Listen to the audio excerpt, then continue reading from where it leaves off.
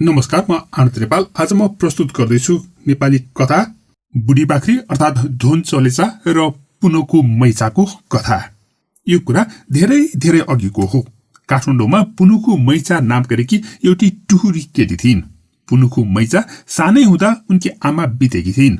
आमा बितेको 13 दिन पनि नबित्दै पुनुका पिताले एउटी युवतीलाई घरमा लिएर आएका थिए। सुरुमा त उनले ती युवतीलाई घरको काम धन्दामा सघाउनको लागि ल्याएको भनेर भनेका थिए। तर तिनले घरको काम धन्दामा सघाउनुको साटो सबै काम पुनुको मैचालाई नै अराउँथिन्। यस्तो ठग युवतीलाई किन घरमा धन्दा सघाउन ल्याएको होला भन्ने जस्तो पुनुकोलाई लागेको थियो। त्यसैले पुनुको मैचाले आफ्ना पितालाई यो सबै कुरा बताइदिन्। तर उनका पिताले भने, हेर पुनुको, मलाई यसरी अर्काको कुरा चुक्ली लगाएको कति पनि मन पर्दैन। तिनले जे भन्छन् सबै कुरा गर्नु, अनि मलाई कुरा लगाउन पनि नआउनु है। यसरी पुनुका पिताले ती युवतीलाई केही भन्नुको साटो उल्टो पुनुकोलाई नै गाली गरेर पठाइदिएका थिए। भर्खर आमा गुमाएकी टुहुरी पुनुकोलाई त्यही आफ्ना भएका एउटा बाबुले पनि यसरी गाली गरेको सुन्दा उनलाई असह्य भयो। पुनुकोका आँखाबाट बर्र आँसु झरे। उनी त्यहाँबाट दौडेर आफ्नो बाख्राको खोरको छेउमा आड लागेर वहाँ रुन थालिन्। उनले भनिन्, हरे आमा भएको भए मलाई कति माया गर्नुहुन्थ्यो। अब मलाई कसले माया गर्ला, कसले न्यानो अंगालोमा हाल्छ होला। वहाँ र सुक्क गर्दै धेरै बेर यसरी रोएर थाकेपछि पुनुको पेटो हुँडु लिएर आयो। उनलाई भोकले सतायो र सुक्क गर्दै घरतिर गइन्। उनी घरको आँगनमा मात्रै के टेकेकी थिइन्, तिनै युवती रिसले आगो भएर कराइरहेकी रहेछिन्। कहाँ मरेकी थिइस् वै पुनुको? उनले आँगनको छेउमा जम्मा भएको एक डङ्गुर भाँडा देखाउँदै चिच्याइन्, यो भाँडा अब कसले मात्छ? तेरी आमा आएर मात्दिन्छे? पुनुकोलाई भने भोकले सताइरहेको थियो। उनले डराई भनिन्, मलाई भोक लागेको छ। रिसले आँखा राता पार्दै त्यस निर्दयी युवतीले भनिन्, यतिका बेर हराउँदा भोक लागेन? अब भोक लागे तँलाई? भात साथ केही बाँकी छैन। अब तैँले यो सबै भाँडा माझेर टिलिक्क पारिनस् भने भरे पनि खान पाउँदिनस्, बुझिस्? यति भन्दै ती युवती फन्केर हिँडेपछि आफ्नै आँसु पिएर पुनुको मैचाले भाँडा मान्न थालिन्। उनको आँसु यति धेरै आयो कि उनको आँसुले नै भाँडा पखालियो। अनि पुनुको मैचा त्यस दिन छाँगाबाट नै खसे जस्तो भइन्, जुन दिन उनकी आमा बितेको 13 दिन भएको थियो। 13 दिने कर्म सकिने बित्तिकै पुनुको मैचाका बाबुले त्यही दुष्ट युवतीसँग विवाह गरे। सौतेनी आमा बन्नुभन्दा अघिदेखि नै त्यस्तो हैकम जमाइरहेकी त्यस दुष्ट आइमाई सौतेनी आमा बनेपछि त झन् उसको ज्यादती दिन 2 गुणा रात 4 गुणा भएर बढे भयो। पुनुको मैचाकी सौतेनी आमा दुष्ट त थिइन्, उनी अति नै बढी डाढे पनि थिइन् अनि लोभी पनि थिइन्। यस्ती दुष्ट आइमाईको अत्याचार खपिरहेकी पुनुको प्रति सबै गाउँलेहरूले खुबै सहानुभूति राख्थे। उनीहरू भन्थे, हरे कति अभागी रहेछ पुनुको मैचा। सानैमा आमा गुमाई अनि अहिले राक्षसनी भन्दा पनि खराब सौतेनी आमा भोग्नु परिरहेको छ।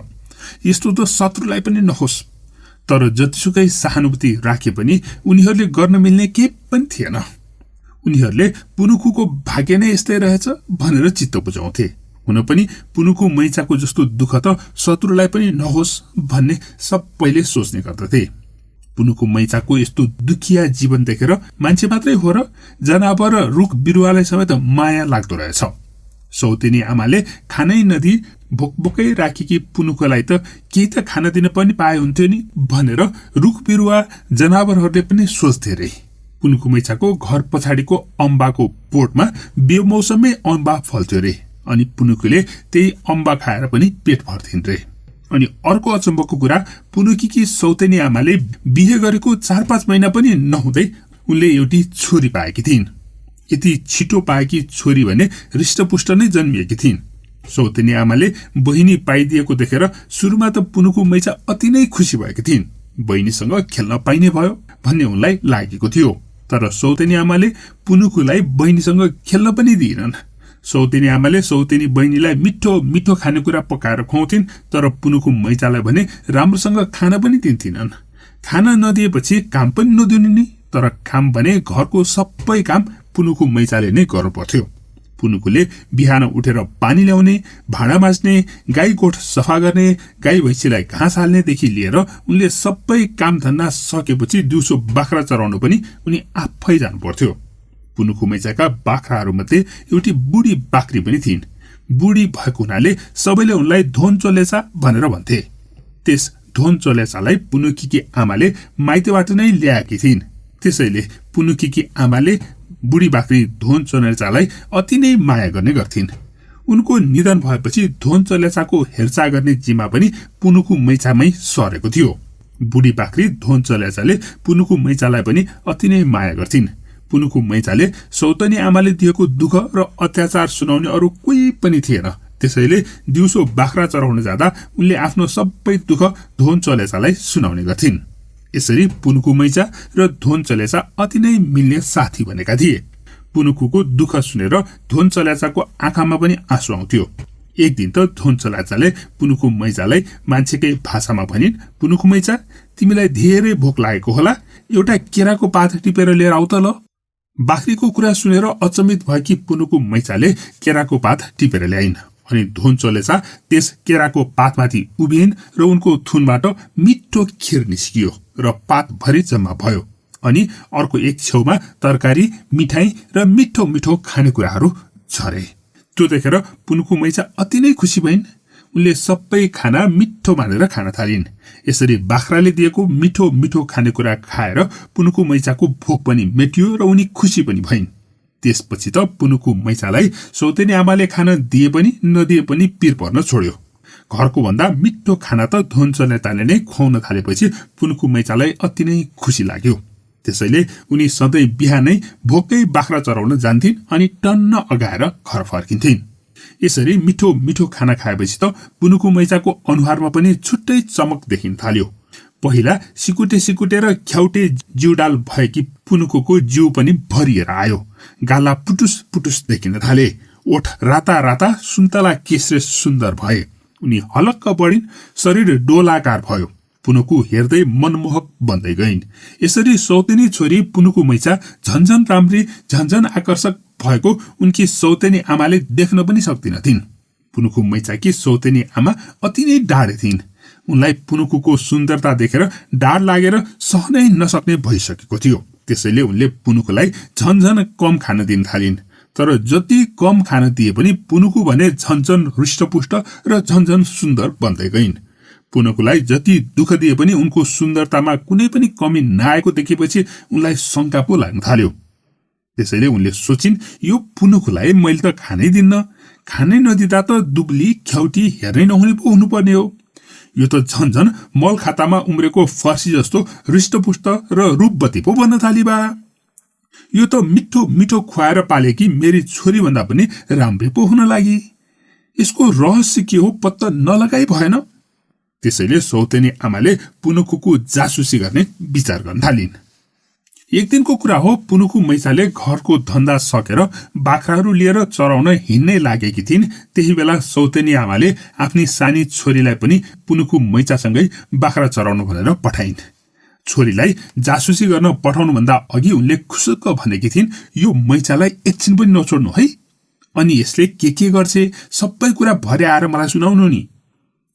यसरी सौतेनी आमाले आफ्नी छोरीलाई जासुसी गर्न पठाएकी थिइन्। पुनुकीकी बहिनीले आमाले भनेको जस्तै पुनुकु मैचालाई एकछिन पनि छोडिनन्। चरणमा पुनुकु मैचा र धोन चोलेचा सँगैसँगै हिँडिरहेका थिए। अनि पुनुकु मैचाकी सौतेनी बहिनी पनि उनीहरूलाई पछ्याएर एकछिन पनि छोडिन। दिउँसो एकचोटि सौतेनी बहिनी पिसाब फेर्न भनेर खोल्सामा गएको मौका पारेर तिनको आँखा छलेर पुनुकु मैचाले केराको पात लिएर आइन् र एउटा कुनामा लगेर ओछ्याइन्। धोन चोलेचाले त्यसमाथि उभिएर खानेकुरा निकालिदियो। अनि पुनुकु मैचाले बहिनी आउनुभन्दा अगाडि नै फटाफट खिर र मिठाई खान थालिन्। यसरी उनी खाँदै गर्दा सौतेनी बहिनी खोल्साबाट फर्केर दिदीलाई खोज्न थालिन्। यता हेर्दा पनि दिदी पुनुकु र धोन चोलेचा छैनन्, उता हेर्दा पनि दिदी पुनुकु र धोन चोलेचा छैनन्। यसरी खोज्दै गर्दा उनले अलि पर एउटा कुनाबाट धोन चोलेचा बाख्रा बाहिर निस्कदै गरेको देखिन्। बाख्रा देख्ने बित्तिकै बहिनी दौडिँदै त्यस बाख्रा निस्केको कुनामा पुगिन्। त्यहाँ त दिदी पुनुकु हतार हतार मिठो मिठो खानेकुरा खाइरहेकी रहेछन्। के खाइरहेको दिदी? एक्काइसी बहिनीको प्रश्न सुनेर दिदी झसङ्ग भइन्। ला, मेरो रहस्य सबै बहिनीले थाहा पाइहाली भन्ने उनलाई लाग्यो र उनले बहिनीलाई भनिन्, बहिनी आइज, यो कुरा कसैलाई पनि नभन है। बहिनीले सोधिन्, यो सबै के हो दिदी? पुनुकुले बहिनीलाई समातेर सँगै बसाउँदै भनिन्, यो मिठो खानेकुरा म तँलाई पनि खान दिन्छु, बाख्राले खानेकुरा दिएको कुरा कसैलाई पनि नभन है। बहिनीले र्याल काट्दै, हुन्छ दिदी, म कसैलाई पनि भन्दिन, म पनि खाउँ है भनेर नजिकै बसेर खान थालिन्। दिदी बहिनी बसेर त्यो मिठो खाना सँगै खाए। आखिर सौतनी बहिनी न परिन्। के को बाचा, के को बन्धन। घर पुग्ने बित्तिकै सिधै आमा भएको ठाउँमा पुगेर बाख्राले मिठो मिठो खानेकुरा दिदीलाई खुवाउने गरेको सबै कुरा बताइदिन्। अझ ती सौतनी बहिनीले त खुसुक्क आमालाई चखाउन भनेर खिरको एक सिता आफ्नो नङभित्र अड्काएर समेत ल्याएकी रहेछिन्। सौतेनी आमाले छोरीले ल्याएको खिरको तो सिता चाखिन्। अलिकति खाने बित्तिकै तिनको अनुहार नै थपक्कै बल्यो। ओहो, कति मिठो, यस्तो मिठो खाना खान पाएर पो हृष्टपुष्ट भएकी रहेछ। यस्तो खान पाए त जो पनि राम्रा भइहाल्छ नि भनेर उनी सोचमग्न भइन्। त्यसपछि त्यस राक्षसनी जस्ती आइमाईका आँखा चम्किए र हाँस्दै उसले भनिन्, ओहो, यस्तो मिठो खिर खान दिने बाख्राको मासु झन् कति मिठो होला। हा हा हा हा हा गर्दै यसरी त्यस निर्दयी सौतेनी आमाले अट्टहास गर्न थालिन्। त्यस दिन काममा गएका पुनुकुका पिता घर आउने बित्तिकै पुनुकु मैचाका सौतेनी आमाले खुट्टा खञ्चङ खञ्चङ गरेर हिँड्न थालिन्। आफ्नी पत्नीले खुट्टा खोच्याएर हिँडेको देखेर उनले सोधे, ए प्रिय, तिम्रो खुट्टामा के भयो हो? किन खोच्याइरहेकी छौ? उनले भनिन्, केही भएको छैन, केही भएको छैन, अलिकति हड्डी खिएको मात्रै हो रे। अनि कसरी हड्डी खियो त मेरी सुन्दर बुढीको? अब के गर्ने होला? पुनुकुका पिता चिन्तित भए। बाहिर बाहिर दुखेको जस्तो गरिरहेकी त्यस राक्षसनी आइमाई भने भित्रभित्र मक्ख परेर खुट्टा दुखेको अभिनय गर्दै थिइन्। उनले भनिन्, मूल गरे तान्त्रिकले भनेको खुट्टाको हड्डी खिएको छ रे। त्यो हड्डी खिएको बनाउनको लागि देवी मन्दिरमा बलि दिएको बुढी बाख्रीको खुट्टाको झोल खायो भने तुरुन्तै ठिक हुन्छ रे। तर होस्, मेरो लागि भनेर बुढी बाख्री किन मार्नु? पुनुकुका पिता खुसी भए र भने, ए त्यसो पो म भोलि नै कामबाट फर्केर आएपछि बुढी बाख्रीलाई देवी मन्दिरमा लगेर बलि दिन्छु, अनि त्यसपछि त्यसको खुट्टाको झोल खाएर खुट्टा ठिक पार्नुपर्छ है। यसरी पुनुकुका पिता र सौतेनी आमाले धोन चोलेचालाई देवी मन्दिरमा लगेर बलि दिने भए। यो सबै कुरा धोन चोलेचालाई थाहा भइहाल्यो। भोलिपल्ट पुनुकुलाई धोन चोलेचाले सबै कुरा बताइदिन्। उनले भनिन्, हेर पुनुकु, तिम्री बहिनीले सबै कुरा आफ्नी आमालाई बताइदिन्। अब तिम्री सौतेनी आमाले धोका दिएर मेरो बलि दिन लागेकी छिन्। हुने कुरालाई टार्न सकिँदैन, त्यसैले भोलिदेखि मैले तिमीलाई खानेकुरा दिन पाउने छैन। पुनुकु मैचा भने रुन थालिन्। पुनुकुलाई सम्झाउँदै त्यस बुढी बाख्रीले भनिन्, नरो पुनुकु नरो, जे हुनु भइसक्यो, अब केही गर्न मिल्दैन। मलाई मर्नै पर्छ, तर म मरे पनि म तिमीलाई एउटा उपाय भने बताउँछु। त्यसपछि धोन चोलेचाले आफू मरेपछि के गर्ने भनेर सबै कुरा पुनुकु मैचालाई सुनाइन्। उनले पुनुकु मैचालाई के गर्ने के नगर्ने भनेर सबै कुरा बताइन्। पुनुकुले ध्यान दिएर सुनिन्। त्यही दिन बेलुका धोन चोलेचालाई बलि दिने भए। पुनुकीकी सौतेनी आमाले बलि दिनको लागि पूजाका सबै सामग्रीहरू तयार गरिसकेकी थिइन्। उनी खुट्टा खञ्चङ खञ्चङ गर्दै हिँडिरहेकी पनि थिइन्। घरिघरि झुक्किएर बिर्सेर उनी केही पनि नभएको जस्तो गरेर हिँडे पनि एकछिनपछि सम्झेर फेरि खञ्चङ खञ्चङ गर्न थालिहाल्थिन्। पुनुकुलाई रुन मन लागे पनि धोन चोलेचाले उनलाई नरुनु है भनेर भनेको हुनाले रुन पनि पाएकी थिइनन् र उनले आफूलाई केही पनि थाहा नभएको जस्तो अभिनय गरेर बसिरहेकी थिइन्। जब पिताले पुनुकुलाई बोलाएर भने, ल हिँड, आज देवीको दर्शन गर्न जाउँ भने पुनुकुले भनिन्, मेरो टाउको दुखिरहेको छ, म त जान सक्दिनँ बाबा। यति भनेर उनले जान टारिन्। धोन चोलेचालाई घिसार्दै लगेको उनले झ्यालबाट लुकेर आँसु खसाल्दै हेरिरहिन्। केही बेरपछि मरिसकेको धोन चोलेचालाई बोकेर उनीहरूले घर ल्याए अनि पुनुकुलाई बोलाएर भने, ए पुनुकु, टिका फूल लिन आऊ, प्रसाद लिन आऊ। यसरी बोलाउँदा धोन चोलेचाले पुनुकु मैचालाई नजानु है भनेर पहिल्यै सम्झाइसकेका थिए। त्यसैले पुनुकुले भनिन्, मलाई टाउको दुखेको छ, म उठ्नै सक्दिनँ। यति भनेर उनी सुतिरहिन्। घरमा मासु पकाएर भोज भतेर भयो। पुनुकु भने रुँदै लुकिरहिन्। उनलाई फेरि अलिकति मासुको चोक्टा खाना आऊ भनेर पनि बोलाए। पुनुकु मैचाले मलाई टाउको दुखेको छ, म आउन सक्दिनँ भनेर सुति नै रहिन्। त्यसपछि अन्त्यमा जब पुनुखु यो झोल पकाएको हड्डी फालेर आऊ त भनेर बोलाइयो। त्यसपछि भने पुनुखु उठेर गइन् र त्यो झोन चलेचा बाख्रीको हड्डी बोकेर फाल्न हिँडिन्। धोन चलेचाले भनेको जस्तै गरेर उनले त्यस हड्डीलाई घरभन्दा अलि पर लगेर गाडिदिइन्। धोन चलेचाले हड्डी गाडेको ठाउँमा योमरीको रुख उम्रन्छ भनेर भनेको थियो। सुरु हुन्छ पुनुखु मैचा र बुढी बाख्रीको कथाको दोस्रो भाग। पुनुखु मैचाले धोन चलेचाको हड्डी बोकेर खोलाको किनारमा गइन् र त्यो हड्डीलाई जमिनमा गाडिन्। त्यसरी जमिनमा गाडेपछि उनी घर फर्केर आइन् र लुकेर रोएर बसिरहिन्। रातभर पुनुखु मैचाले आफ्नी बितिसकेकी आमालाई र धोन चलेचालाई सम्झेर रोएर नै बसिरहिन्। यसरी बस्दा बस्दै पुनुखु बसेकै ठाउँमा निदाइन्। पुनुखु मैचा निदाएपछि उनको सपनामा धोन चलेचा आएर भन्यो, पुनुखु भोलि बिहानै खोलाको किनारमा तिमीले रोपेको हड्डी भएको ठाउँमा योमरीको रुख उम्रेको हुनेछ। त्यसपछि तिमीलाई सधैँको लागि खानेकुराको कुनै कमी हुने छैन। धोन चलेचाले यति भनेर गायब भयो। केही बेरपछि पुनुखु मैचा बिउजिन् र बिउजने बित्तिकै उनी दौडेर खोलाको किनारमा पुगिन्। नभन्दै जादु भएको जस्तै गरेर त्यहाँ एउटा ठूलो रुख उम्रेको रहेछ। तर उनले त्यहाँ कुनै योमरी भने देखिनन्। त्यस रुखमा यताउता खोज्दै गर्दा उनी रुख चढ्न थालिन् अनि रुख चढ्दै गर्दा उनले एउटा खोपिल्टो फेला पारिन्। त्यस खोपिल्टोमा हात हाल्दा त्यहाँ योमरी फेला पर्यो। खुसी भएर पुनुखुले योमरी टिप्दै खाँदै गर्न थालिन्। यसरी उनी दिनदिनै त्यस योमरीको रुखमा गएर योमरी खाने गर्दथिन्। एक दिनको कुरा हो, पुनुखु मैचाले रुखको टोड्कामा फलेको योमरी टिपेर खाँदै थिइन्। त्यही नजिकबाट हिँडिरहेका एक जोडी लाखेले पुनुखु मैचाले योमरी खाइरहेको देखे। यो देखेर र्याल निकाल्दै ती लाखेहरू मानव भेषमा परिवर्तन भएर नजिकै आए अनि पुनुखुको अघिल्तिर हात फैलाउँदै भन्न थाले, ए सानी नानी, मिठो मिठो रोटी कति मिठो होला, हामी पनि खानी। हेर्दै दया लाग्ने दुईजना मानिसहरू त्यसरी लय मिलाई मिलाई मागेको देखेर पुनुखुलाई उनीहरूप्रति दया लाग्यो र उनले एउटा योमरी तिनीहरूतिर फालिदिइन्। त्यसपछि ती दुईले भने, ए सानी नानी, मिठो मिठो रोटी गुमुदमा पर्यो, के गरी खानी? उनीहरूको कुरा सुनेर पुनुखुले अर्को एउटा योमरी टेपेर उनीतिर फालिदिइन्। तर उनीहरू भने फेरि त्यही गीत गाउँदै भने, ए सानी नानी, मिठो मिठो रोटी गुहुमुदमा पर्यो, के गरी खानी? ए सानी नानी, मिठो मिठो रोटी हातैमा राखिदेऊ, तिमी कति ज्ञानी। ए सानी नानी, मिठो मिठो रोटी हातैमा राखिदेऊ, तिमी कति ज्ञानी। उनीहरूको कुरा सुनेर पुनुखु रुखबाट अलिकति तल झरेर तिनीहरूलाई योमरी हातैमा दिन भनेर आफ्नो हात अघिल्तिर बढाइन्। तर ती लाखेले पुनुखुले दिएको योमरी समात्नुको साटो पुनुखुको नारी पो समाते। आत्तिएकी पुनुखु चिच्याइन्, मेरो हात किन समातेको, मलाई छोडिदेऊ। ती लाखेले हात बेस गरी समाते अनि ताने। पुनुखु रुखबाट खसिन्। रुखबाट खस्दै गर्दा अर्को लाखेले उनको अर्को हात समात्यो र झ्यानाकुटी झ्यानाकुटी गर्दै झुन्ड्यायो।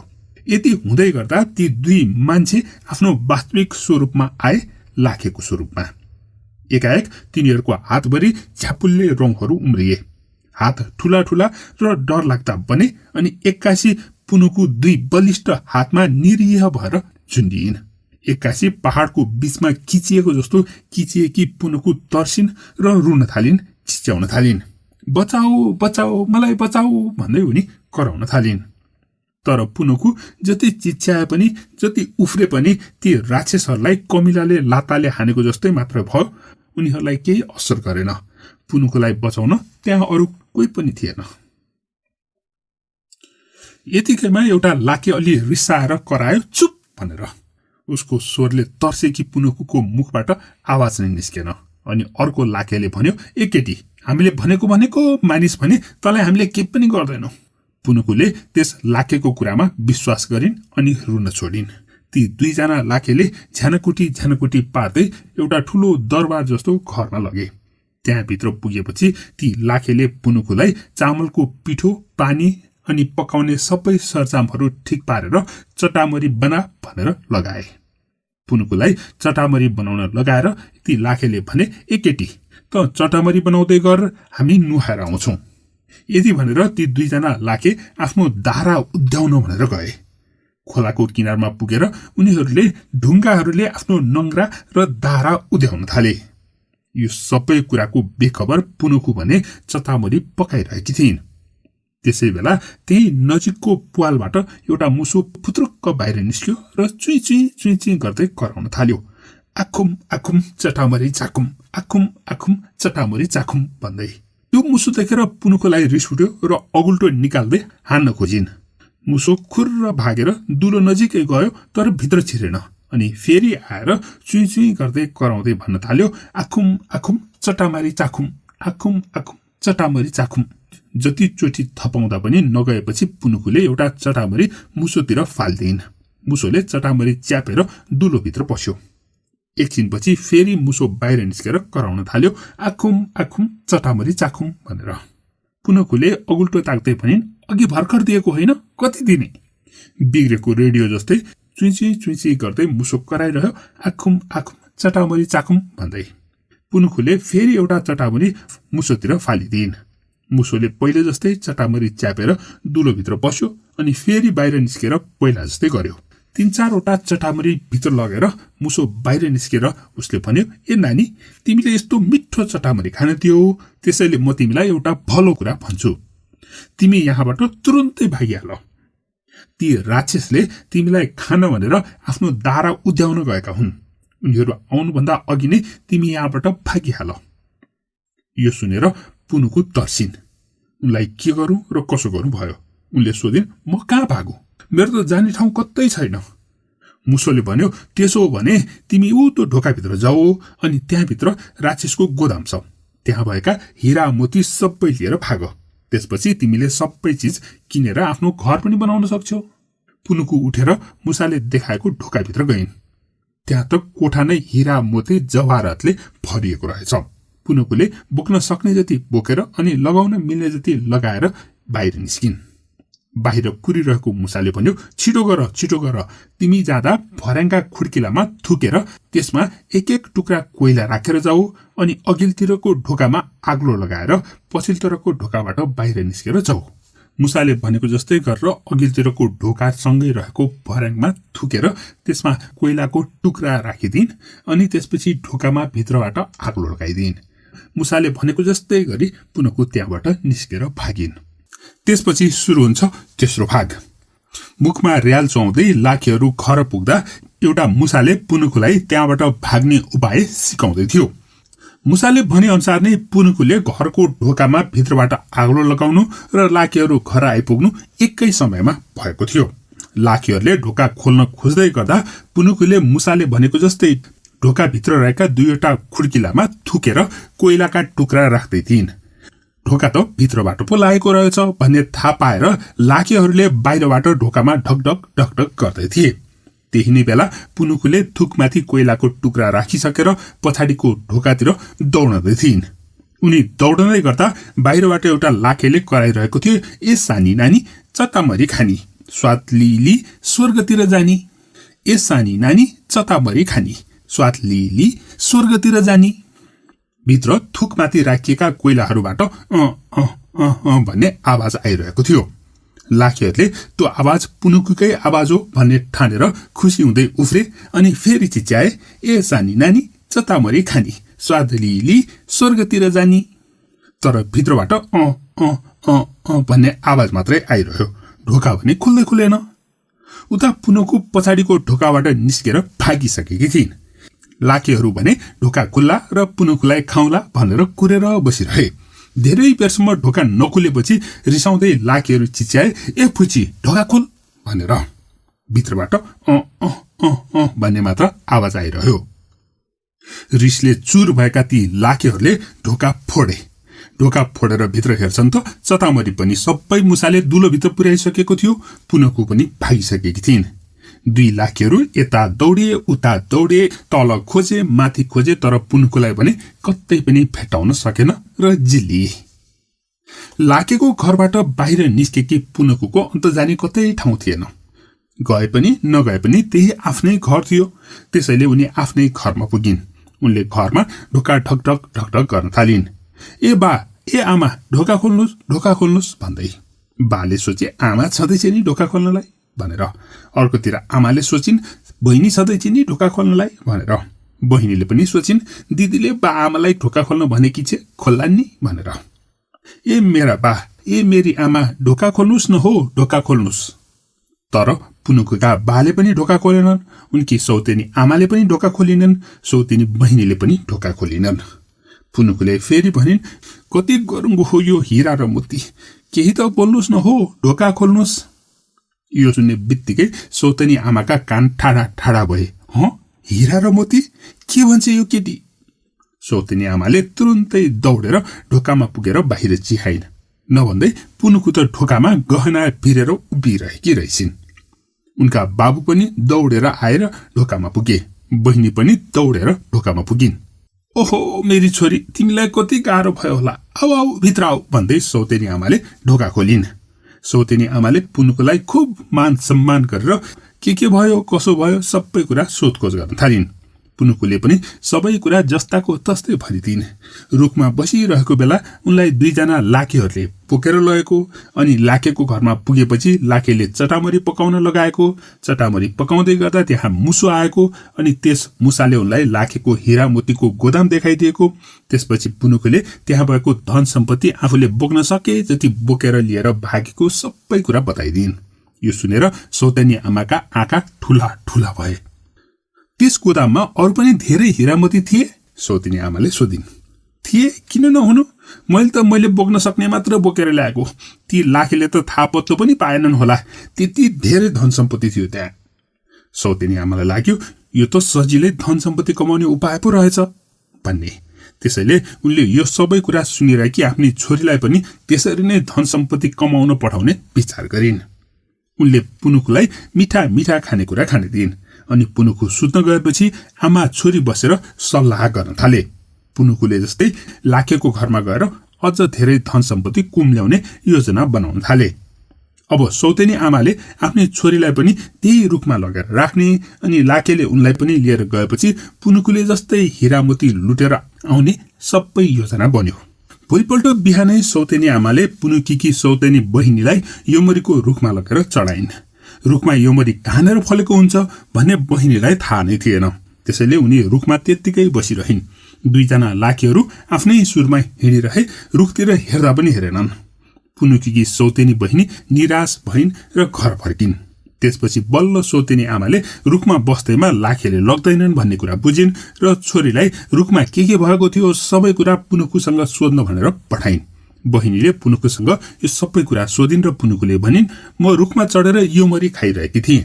दुईजना मान्छे आएर योमरी मागे, मैले एउटा फ्याँकिदिएँ, फेरि अर्को फ्याँकिदिएँ, तर उनीहरूले योमरी फोहोरमा खस्यो, हातैमा देऊ भनेर मागे। हातैमा दिन खोज्दा उनीहरूले मेरो हात समातेर ताने। त्यसपछि त उनीहरू अचानक राक्षस बने अनि मलाई बोकेर घरमा लगे। अब बल्ल सौतेनी बहिनीलाई सबै कुरा थाहा भयो। त्यसैले उनले आमालाई योमरी बनाउन लगाइन् र एउटा झोलामा योमरी बोकेर योमरीको रुखमा चढेर योमरी खान थालिन्। केही बेरपछि पुनुकुले भने जस्तै दुईजना मान्छे आएर योमरी माग्न थाले।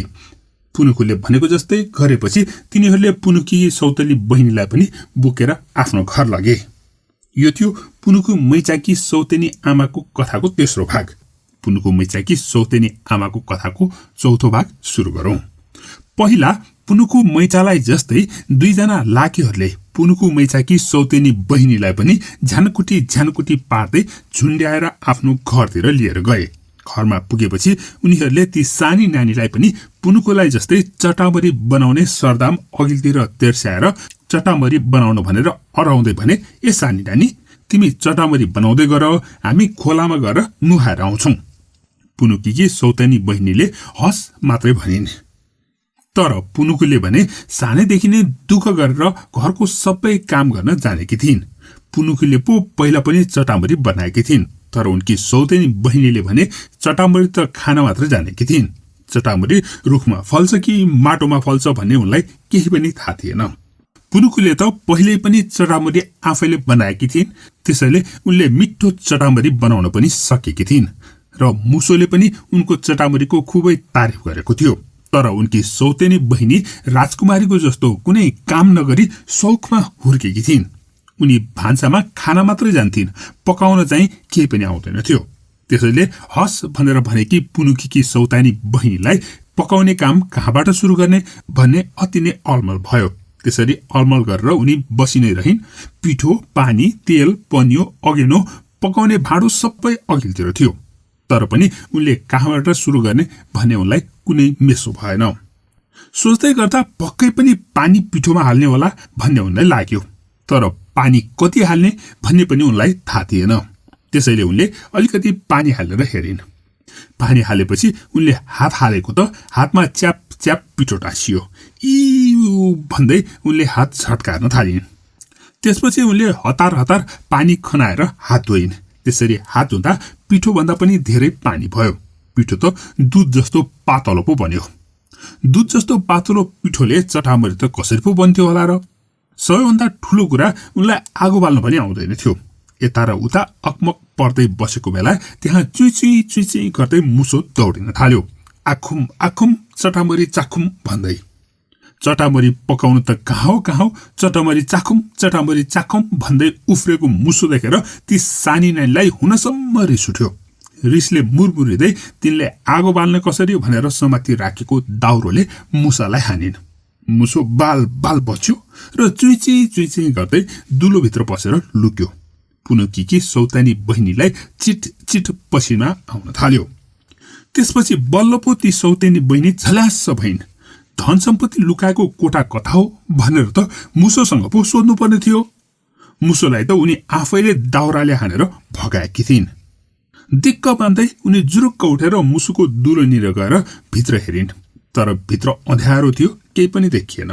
त्यसपछि उनले सोचिन्, अब जे हुनु भइहाल्यो। यस्तो जाबो मुसोले के पो देखाउँथ्यो होला र? अब सम्पत्ति राखिएको कोठा म आफै खोज्न जान्छु। त्यसपछि पुनुकीकी सौतेनी बहिनीले कोठा कोठा चियो गर्न थालिन्। उनले खोलेको पहिलो कोठामा मान्छेको छाला काटेर सुकाइरहेको थियो। त्यो देखेर पुनुकीकी बहिनी हुनसम्म तर्सिन्। छट्टपट्ट उनले कोठाको ढोका बन्द गरेर अर्को कोठाको ढोका खोलेर हेरिन्। त्यस कोठाको विभत्स दृश्य देखेर उनको हंसले ठाउँ छोड्यो। त्यस कोठाभरि मान्छेका हड्डी र कंकाल जम्मा गरिएका थिए। छटपट ढोका बन्द गरेर उनी फेरि अर्को कोठाको ढोका खोल्न पुगिन्। त्यस कोठामा थरी थरी लुगा फाटोहरूका चाङका चाङ खात लगाएर राखिएको रहेछ।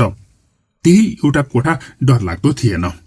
भित्र गएर उनले ती लुगाका चाङ खोतल खातल गर्न थालिन्। घरमा पुनुकीकी बहिनी कोठा कोठा चाहर्दै गर्दा उता लाखेहरू चाहिँ खोलाको किनारमा बसेर ठूला ठूला ढुङ्गालाई बोकेर दाँत र दाह्रा तिखार्दै थिए। नङ र नङ्रा उद्याउँदै थिए। यता पुनुकीकी सानी बहिनीले त्यस लुकाको खात भएको कोठामा पनि धन सम्पत्ति फेला भने पार्न सकिनन्। बाहिर निस्केर यता उता खोज्दै उनले धन सम्पत्ति भएको कोठा खोज्न थालिन्। तर धन सम्पत्ति त्यति सजिलै कहाँ पो हात लाग्थ्यो र? बाटो देखाउने मुसालाई पनि उनी आफैले लखेटेकोमा उनलाई थक थक लाग्न थाल्यो।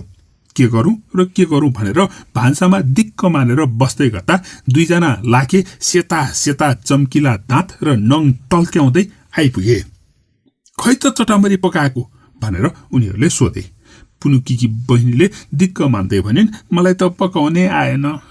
लाखेकी बुढीले दुध जस्तो पातलो पिठो हेर्दै दिक्क मान्दै अरू पिठो निकालेर चटामरी बनाउने तयारी गर्न थालिन्। लाखे चाहिँ त्यही नजिकैको कुर्सीमा बस्यो अनि पुनुकीकी बहिनीलाई उचालेर काखमा राख्यो। पुनुकीकी बहिनीले अय्या भनेर चिच्याइन्। लाखेले सोध्यो, मेरो नङ्ग्राले तिमीलाई खोज्यो? आँखाभरि आँसु पारेर पुनुकीकी बहिनीले हो भन्दै टाउको हल्लाइन्। लाखेले नङ्ग्रा बाहिर निकालेर भन्यो, अब ठिक भयो? पुनुकीकी बहिनीले सन्तोषको सास फेरिन्।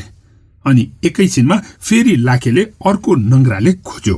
फेरि पुनुकीकी बहिनीले अय्या भनेर चिच्याइन्। उनको आँखाबाट बलिन्द्र धारा आँसु बग्न थाल्यो। त्यत्तिकैमा लाखेकी बुढी पनि त्यहाँ आइन् र पुनुकीकी बहिनीलाई माया गरेको जस्तै भनिन्, तिमीलाई दुख्यो? त्यसपछि लाखेकी बुढीले पुनुकीकी बहिनीको घाउमा औषधि लगाइदिन्। उनले अलि सन्चो भएको अनुभव गरिन्। लाखेकी बुढीले पुनुकीकी बहिनीलाई ब्यान्डेज लगाइदिएर माया गरेको जस्तो गर्दै ती सानी नानीको काँधमा आफ्नो धारा गाडिन्। पुनुकीकी बहिनी फेरि अय्या भनेर चिच्याइन्। त्यस लगतै लाखेले बुढीलाई धकेलेर फेरि पुनुकु मैचाकी बहिनीलाई माया गरेको जस्तो गर्यो अनि औषधि लगाइदियो अनि पुनुकीकी बहिनीलाई भन्यो चटामरी खाएपछि सबै ठिक हुन्छ। त्यसपछि लाखे, पुनुकीकी सौतानी बहिनी र लाखेकी बुढी तीनैजना बसेर चटामरी खान थाले। लाखेकी बुढीले बनाएको चटामरी साँच्चीकै मिठो थियो। रुदा रुदा आत्तिएकी पुनुकीकी बहिनीले फटाफट चटामरी खान थालिन्। चटामरी खाँदै गर्दा जादु भएको जस्तो भयो। पुनुकीकी बहिनीको घाउ दुख्न कम हुन थाल्यो। बिस्तारै बिस्तारै सबै ठिक हुन थाल्यो अनि निन्द्रा लाग्न थाल्यो।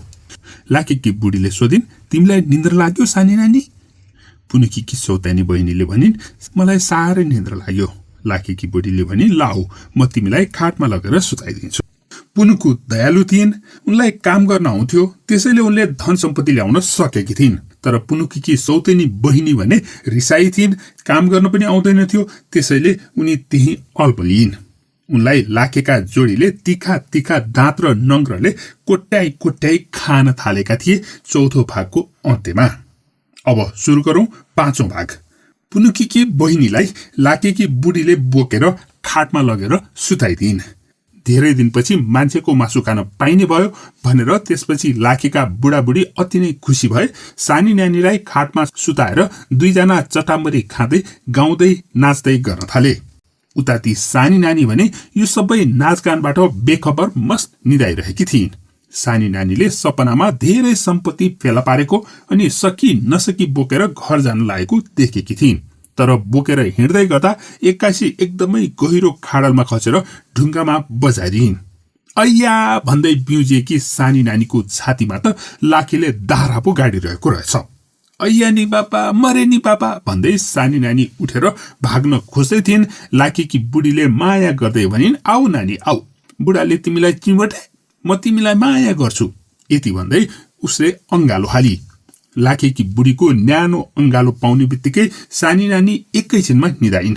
तर एकैछिनमा सानी नानी फेरि बिउजिएर चिच्याइन्, अय्या नि बाबा, मरे नि बाबा भन्दै।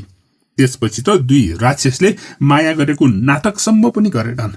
एउटाले खुट्टा लुस्न थाल्यो, अर्कोले छाती लुस्न थाल्यो। सानी नानी रुँदै चिच्याउँदै रोई कराई गरिरहेकी थिइन्। राक्षसहरूले लुस्दा लुस्दै सानी नानी चलमलाउन छोडिन्। दुई राक्षस रगतको होली खेल्न थाले। यता लुचेको छ उता लुचेको छ, लुच्चा लुच्चा सानी नानीको हड्डी मात्रै बाँकी रह्यो। सानी नानी कंकाल बनिन्। अनि ती दुईजना लाखेहरूले त्यस कंकाललाई बोकेर लगेर यमोरीको रुखमा झुन्ड्याइदिए। अर्कोतिर पुनुकी मैचाकी सौतेनी आमा भने कुन बेला छोरीले धन सम्पत्ति लिएर आउँछे भनेर कुरिरहेकी थिइन्। छोरीले ल्याउने सम्पत्ति राख्नको लागि भनेर उनले ठाउँ समेत खाली गरिसकेकी थिइन्। अनि छोरी आउँछे, धन सम्पत्ति ल्याउँछे, अनि यो गरौँला त्यो गरौँला भनेर उनले कल्पना गरेर गीत गाउँदै रमाउँदै कपाल खोर्न थालेकी थिइन्। ऐनामा आफ्नो सुन्दर रूप देखेर आफै दङ्ग पर्दै मुस्कुराउँदै उनी कोरी बाटी गरेर हावाको महल बनाइरहेकी थिइन्। यसरी कोरीबाटी गर्दै गर्दा झ्याल बाहिरै एउटा हाँगामा बसेर एउटा काग चिच्याउन थाल्यो। का का का का, आमाको सिंगार छ्या छ्या भन्दै। पुनुकी मैचाकी सौतानी आमाले यो सुन्ने बित्तिकै रिसले मुरमुरिँदै झ्याल बाहिर हेरिन् र कराइन्, मुरदार अलछिनी कालले लग्न नसकेको। यसरी रिसाउँदै उनले आफ्नो हातमा भएको त्यही बाँसको काङ्गियोले कागलाई ताक्केर हानिन्।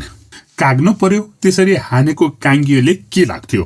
फुर्र उड्दै काग चिच्यायो, का का का का, आमाको श्रृङ्गार छ्या छ्या, छोरी त मरी लौ खा, छोरी त मरी लौ खा।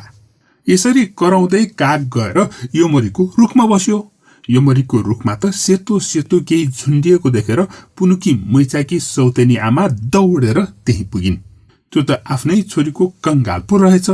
यो पत्तो पाउने बित्तिकै पुनुकी मैचाकी सौतेनी आमा त्यही मुर्छा परिन्। उता काग भने मरी मरी चिच्याइरहेको थियो, का का का का, छोरी त मरी लौखा, छोरी त मरी लौखा भन्दै। एकैछिन पछि तिनको होस आउँदा पनि काग भने मरी मरी च्याठिरहेकै थियो, छोरी त मरी लौखा भन्दै। तिनले उठेर कागलाई ताकेर ढुङ्गा हान्दै बहुलाई जस्तो गरेर रुन थालिन्। हरे के दशा लागेर मैले छोरीलाई त्यहाँ पठाएछु, अब मेरी छोरीलाई कसले फिर्ता ल्याइदेला। हरे दैव, तिमी किन यस्तो निष्ठुरी, संसारमा मै मात्र देख्यौ यस्तो दुःख दिनलाई। हे दैव, अब म के गरौँ। यसरी चिच्याउँदा चिच्याउँदै उनी फेरि पनि बेहोस भइन्। घरि बेहोस हुने घरि होसमा आउने गरेर रोई कराई गरिरहँदा पुनुकु मैचा पनि दौडेर त्यहाँ पुगिन्। ए आमा, के भयो, किन यसरी रोइरहेकी, पुनुकीले सोधिन्। सुरु गरौं छैटौं भाग। यमरीको रुखको छेउमा बसेर आफ्नी छोरीको मृत्युमा रोएर बिलाप गरिरहेकी पुनुकीकी सौतेनी आमा पुनुकी मैचा त्यहाँ पुग्ने बित्तिकै परिवर्तित भइन्। उनको हाउभाउ नै परिवर्तन भयो। उनको शोक एकाएक क्रोधमा बदलियो। ती सौतेनी आमाले आँखा रातो रातो बनाउँदै उग्र चण्डी जस्तो हुङ्कार गर्दै खुट्टा बजार्दै घोषणा गरिन्, म ती राक्षसहरूलाई छोड्दै छोड्दिन। मेरी छोरीलाई खाने ती राक्षसहरूसँग बदला नलिई म छोड्दै छोड्दिन भन्दै। सौतेनी आमाको त्यस्तो हालत देखेर पुनुकु भने के गरौँ र कसो गरौँ जस्तो भएर घरि सौतेनी आमा घरि यमरीको रुखमा झुन्डिएको कंगाल हेरिरहेकी थिइन्। सौतेनी आमा रिसले आगो भएर फन्किँदै आफ्नो घरतिर फर्किन्। सुरुमा निकै त्रसित भएकी पुनुकुको आँखामा पनि क्रोधको आगो बल्न थाल्यो। एकछिन मूर्ति जस्तो नचली उभिएर बसेकी पुनुकु झसङ्ग भएर यताउता हेर्दै गर्दा सौतेनी आमा घरतिर दौडिरहेको देखिन् र उनी पनि दौडेर घरतिर गइन्।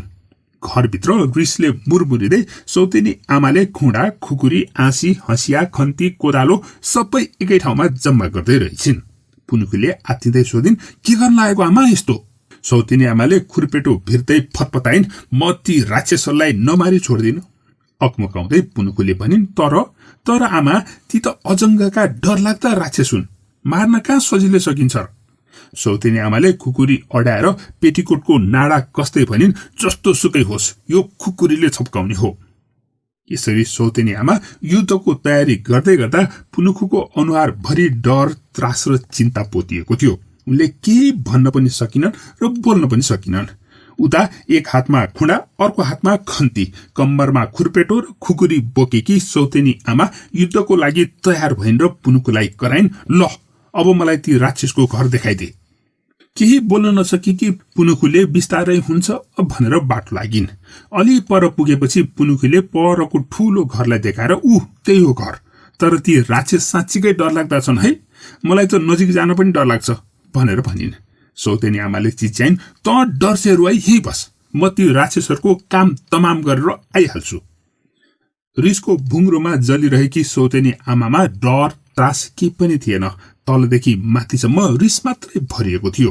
कि मर्छु कि मार्छु भन्ने दृढताका साथ राक्षसको घरतिर हानिएकी सौतेनी आमालाई टुलु टुलु हेर्दै पुनुकीले भनिन्, लौ आमालाई पनि खाइदिने भई राक्षसहरूले। सौतेनी आमा राक्षसको घरतिर हिँडेपछि पुनुकु भने एउटा रुखको छेउमा लुकेर हेरिरहिन्। के गरौँ र कसो गरौँ भएकी पुनुकु एउटा रुखबाट अर्को रुख, अर्को रुखबाट अर्को रुखमा छेलिँदै छेलिँदै घरभित्र के भइरहेको होला भनेर चिहाउने प्रयत्न गरिरहेकी थिइन्। यसरी धुइँती हिँड्दा पुनुकीले अचानक एउटा गिलो गिलो केही माथि कुल्चिन्। त्यत्तिकैमा एक्कासी उनको अघिल्तिर एउटा डरलाग्दो स्याल देखा पर्यो। त्यस स्यालबाट भाग्न खोज्दा पुनुकु भुइँमा पछारिन्। उनले खासमा त्यही स्यालको पुच्छर पो कुल्चेकी रहेछिन्। पीडाले आत्तिएको स्यालले गुर गुर गर्दै आक्रमण गर्दा पुनुकु आत्तिइन् र भाग्न खोज्दा भुइँमा पछारिएकी थिइन्। भुइँमा उत्तानो परेकी पुनुकु घस्रँदै पछि पछि सर्दै याचना गरिरहेकी थिइन्, मलाई माफ गरिदियो, मलाई माफ गरिदियो, मलाई माफ गरिदियो, मैले जानी जानी कुल्चेको होइन के, सत्य धरोधर्म झुकिएर कुल्चिएछु। स्यालले एकछिन घुरेर हेर्यो र मान्छेले जस्तै बोल्न थाल्यो, ए केटी, त त्यही अस्ति राक्षसको घरबाट भाग्ने केटी होइनस्? डरले सास फेर्नै बिर्सेकी पुनुकुको बल्ल सास आयो। पुनुकुले हडबडाउँदै भनिन्, हो हो हो हो, त्यही केटी हुँ म। रिसले आक्रमण गर्न लागेको स्याल एकाएक शान्त भयो र 2 पाइला पछाडि सरेर भन्यो, तैँले यहाँबाट कसरी भागिस् भनेर सबै कुरा भनिस् भने म तँलाई केही गर्दिन, नत्र काँचै खाइदिन्छु। यति भनेर स्यालले फेरि गुर गुर गर्न थाल्यो। पुनुकु जराक जुरुक उठेर हात टकटक्याउँदै भनिन्, म सबै भन्छु। अनि झल्यास भएको जस्तो गरेर पुनुकु टक्क अडिन् र घुरेर स्याललाई हेर्दै भनिन्, एकछिन, तिमीले मान्छेको भाषा कसरी बोल्यौ? अनि राक्षसबाट म भागेको कुरा तिमीलाई कसरी थाहा भयो? अनि म किन भागे कसरी भागे भन्ने तिमीलाई के चासो? स्यालले भन्यो, त्यसको लामो कहानी छ। यहाँ बसेर सुनाउन थाल्यो भने ती राक्षसहरू आएर हामी दुईजनाकै काम तमाम गरिदिन्छन्। यहाँ आऊ, यो झाडीभित्र लुक्यो भने राक्षसहरूले थाहा पाउँदैनन्। यति भन्दै स्याल त्यही नजिकैको झाडीभित्र छिर्यो। खासमा त्यो झाडी नाम मात्रको झाडी थियो। स्याल झाडीभित्र पस्दा उसको पुच्छर चाहिँ त्यो झाडीबाट बाहिर नै निस्कँदो रहेछ। पुनुकुले त्यही भएर पुच्छर कुल्चेकी रहेछिन्। एउटा सानो स्याल पनि पुरै नअट्ने झाडीमा लुकेर पनि कसरी राक्षसले थाहा नपाउने होला भन्ने पुनुकुलाई लाग्यो। हुन त उनी आफैले पनि स्याललाई नदेखेर उसको पुच्छर कुल्चेकी थिइन्, तर उनको ध्यान भने राक्षसको घरतिर मात्रै थियो। त्यसैले पनि उनले नदेखेकी होलिन्। यदि राक्षसको घरतिर ध्यान नभएको भए पक्कै पनि उनले स्याललाई देख्ने थिइन्, किनकि त्यो झाडीले स्याललाई छोपेकै थिएन। आँखै नभएको अन्धो भए त छुट्टै कुरा, तर आँखा भएको जो कोहीले पनि स्याल त्यो झाडीमा लुकेको प्रष्टै देख्न सक्थ्यो। त्यसैले पुनुकु पनि त्यही झाडीभित्र घुस्रदै सोधिन्, यति सानो झाडीभित्र लुकेर पनि राक्षसले थाहा पाउँदैन त? स्यालले भने ढुक्क भएर भने, हो, थाहा पाउँदैन। चलमल नगरिकन हल्ला नगरिकन बस्यो भने यहीँबाट हिँड्दा पनि तिनीहरूले थाहा पाउँदैनन्। पुनुकुलाई अचम्म लागेर सोधिन्, किन नि त्यस्तो भनेर। स्यालले भन्यो, यी राक्षसहरूले अरू जनावरहरूलाई गन्धले थाहा पाउँछन्, सुँग्दै हिँडिरहेका हुन्छन्। तिनीहरूलाई यो झाडीको गन्ध फिटेकै मन पर्दैन, त्यसैले सकेसम्म यो झाडीको नजिक आउँदै आउँदैनन्। आए पनि हाम्रो गन्धभन्दा यो झाडीको गन्ध बढी हुन्छ अनि उनीहरूले थाहा पाउँदैनन्। पुनुकुले स्वाहा गरेर लामो सास तानेर सुँग्दै भनिन्, खै मलाई त केही पनि गन्ध आउँदैन त। स्यालले भन्यो, तिमीलाई पनि गन्ध थाहा हुने भए त तिमी पनि राक्षस हुन्थ्यौ नि त। यति वार्तालाप हुँदै गर्दा पुनुकुले सोचिरहेकी छिन्, भनेपछि यो स्याल निकै चलाक स्याल पो रहेछ त। त्यति नै बेला राक्षसको घरभित्रबाट भाँडा बजेको जस्तो आवाज आयो। पुनुकुले पनि ल खतम, आमालाई ती राक्षसहरूले के गर्न आँटे लौ न। स्यालले केही नबोलेर घुरेर हेरिरहेको थियो। पुनुकुलाई दौडेर घरभित्र गएर सौतेनी आमालाई बचाउन मन लाग्न थाल्यो, तर उनीसँग न त कुनै हतियार थियो न त उनी बलियो नै थिइन्। त्यसैले उनी आत्तिँदै स्यालको एउटा खुट्टो समाउन पुगिन्। आफ्नो खुट्टामा टाँसिएर आँखामा टिलपिल टिलपिल आँसु निकालेर निकै नै त्रस्त भएर हेरिरहेकी पुनुकुलाई देखेर स्याललाई माया लागेर आयो। पुनुकुले भनिन्, आमालाई बचाउन केही गर्न सकिन्न र स्याल दाजु? दाजु भन्दै पुनुकुले भनेको सुनेर स्यालले भन्यो, राक्षससँग त सकिँदैन। तिनीहरूलाई एकछिन अल्म ल्याए तिमीले आमा भाग्न चाहिँ पाउन सक्ने थिइन्। निकै नै आशा भरिएको ठुला ठुला कैला कैला आँखाले घुरेर हेर्दै पुनुकीले सोधिन्, कसरी नि भनेर। स्यालले भन्यो, त्यसको लागि तिमी घरको पछिल्तिर गएर ठुलो ठुलो स्वरले गोपी कृष्ण कहो, गोपी कृष्ण कहो, गोपी कृष्ण कहो भनेर 3 चोटि चिच्यायो भने तिनीहरू घरको पछिल्तिर आउँछन्। त्यही बेलामा तिम्रो आमा भाग्न सक्ने अवस्थामा भए पक्कै पनि भाग्न सक्छिन्। स्यालले यति भनेर नसक्दै पुनुकीले च्याप्प समातेको स्यालको खुट्टा छोडेर जुरुक्क उठेर राक्षसको घरको पछिल्तिर जाने आँट्दा स्यालले फेरि भन्यो, पख पख, तिमी त्यति भन्ने बित्तिकै दौडेर यहाँ आउनी, तिनीहरूले भेटायो भने फेरि तिमीलाई पनि बाँकी राख्दैनन् नि। पुनुकीले स्याललाई भनिन्, हुन्छ म त्यसै गर्छु, गोपी कृष्ण कहो भनेर 3 चोटि भन्ने, अनि ती भन्ने बित्तिकै दौडेर यही नै आउने होइन? स्यालले हो भनेर भनी नभ्याउँदै पुनुकु दौडिसकेकी थिइन् राक्षसको घरको पछिल्तिर। उनले त्यहाँ पुगेर चिच्याइन्, गोपी कृष्ण कहो, गोपी कृष्ण कहो, गोपी कृष्ण कहो। त्यसपछि उनी दौडेर स्याल भएको झ्याङमा आएर लुकिन्। डरले आत्तिएकी पुनुकुलाई त्यो छर्लङ्गै देखिने झ्याङमा लुकेको कति चित्त बुझेको थिएन। उनी स्यालको खुट्टा समातेर अलिकति भए पनि सुरक्षित महसुस गरिरहेकी थिइन्। पुनुकु मैचाको कथाको 7औं भाग। पुनुकुले राक्षसको घर अघिल्तिर गएर गोपी कृष्ण कहो भनेर चिच्याएर दौडेर फर्केर झाडीमा आएर लुकेपछि घरभित्र एकछिन पुरै सन्नाटा छायो। पुनुकुलाई भने चिन्ता लाग्न थाल्यो, बेकारमा यस्तो जोखिम मोलेछु भनेर, किनकि घरभित्र केही चलमल केही देखिएन र केही पनि सुनिएन। अनि एक्कासी राक्षसको घरको अघिल्तिरको ढोका खुल्यो। त्यस ढोकाबाट पुनुकीकी सौतेनी आमा पो निस्किन्। आमैनी, पुनुकीकी सौतेनी आमा त नाङ्गै ढोकाबाट बाहिर दौडिँदै थिइन्। हातमा खुँडा पनि थिएन, खन्ती पनि थिएन, कम्बरमा बाँधेको खुर्पेटो मात्रै छ। त्यसमा भएको हँसिया पनि छैन, खुकुरी पनि छैन। अरू त अरू, खुकुरी सिउरेको धोती पनि छैन, पेटिकोट पनि छैन। स्याल लाजले अर्कोतिर फर्कियो। एउटा हातले रगताम्य भएको अर्को हात समातेर रुँदै कराउँदै सौतेनी आमा दौडिरहेकी थिइन्। ऐयानी बदमास लाखेले चितवरे भन्दै। पुनुकु दौडिँदै गइन् र सौतेनी आमालाई आफूले ओडेको गा बेरिदिइन्, नुहाउँदा बेर्ने जसरी छातीमा। त्यसपछि उनलाई समातेर डोराउँदै त्यही झाडीमा लिएर आइन्। पुनुकीले गा बेरिदिएपछि उनकी सौतेनी आमा अलि शान्त भइन्। अनि पुनुकीले आमालाई चुप लागेर बस्न भन्दै थिइन्। सौतेनी आमाले अबुई भनेर तर्सेर भाग्न खोजिन्। झाडीमा लुकिरहेको स्याल देखेर पो उनी तर्सेकी रहेछिन्। त्यसरी तर्सेर भाग्न लागेकी सौतेनी आमालाई शान्त पार्न भनेर पुनुकीले भनी, नडराउनुस् आमा, नडराउनुस्, यो स्यालले केही गर्दैन। खासमा तपाईलाई बाहिर निकाल्ने उपाय पनि यसैले सिकाएको हो। अनि आमाको घाउ भएको हात हेर्दै पुनुकीले कागती निचरेको जस्तो अनुहार पारेर भनिन्, हरे पाखुरामा पनि चिथो रहेछन् ती राक्षस लाखीहरूले।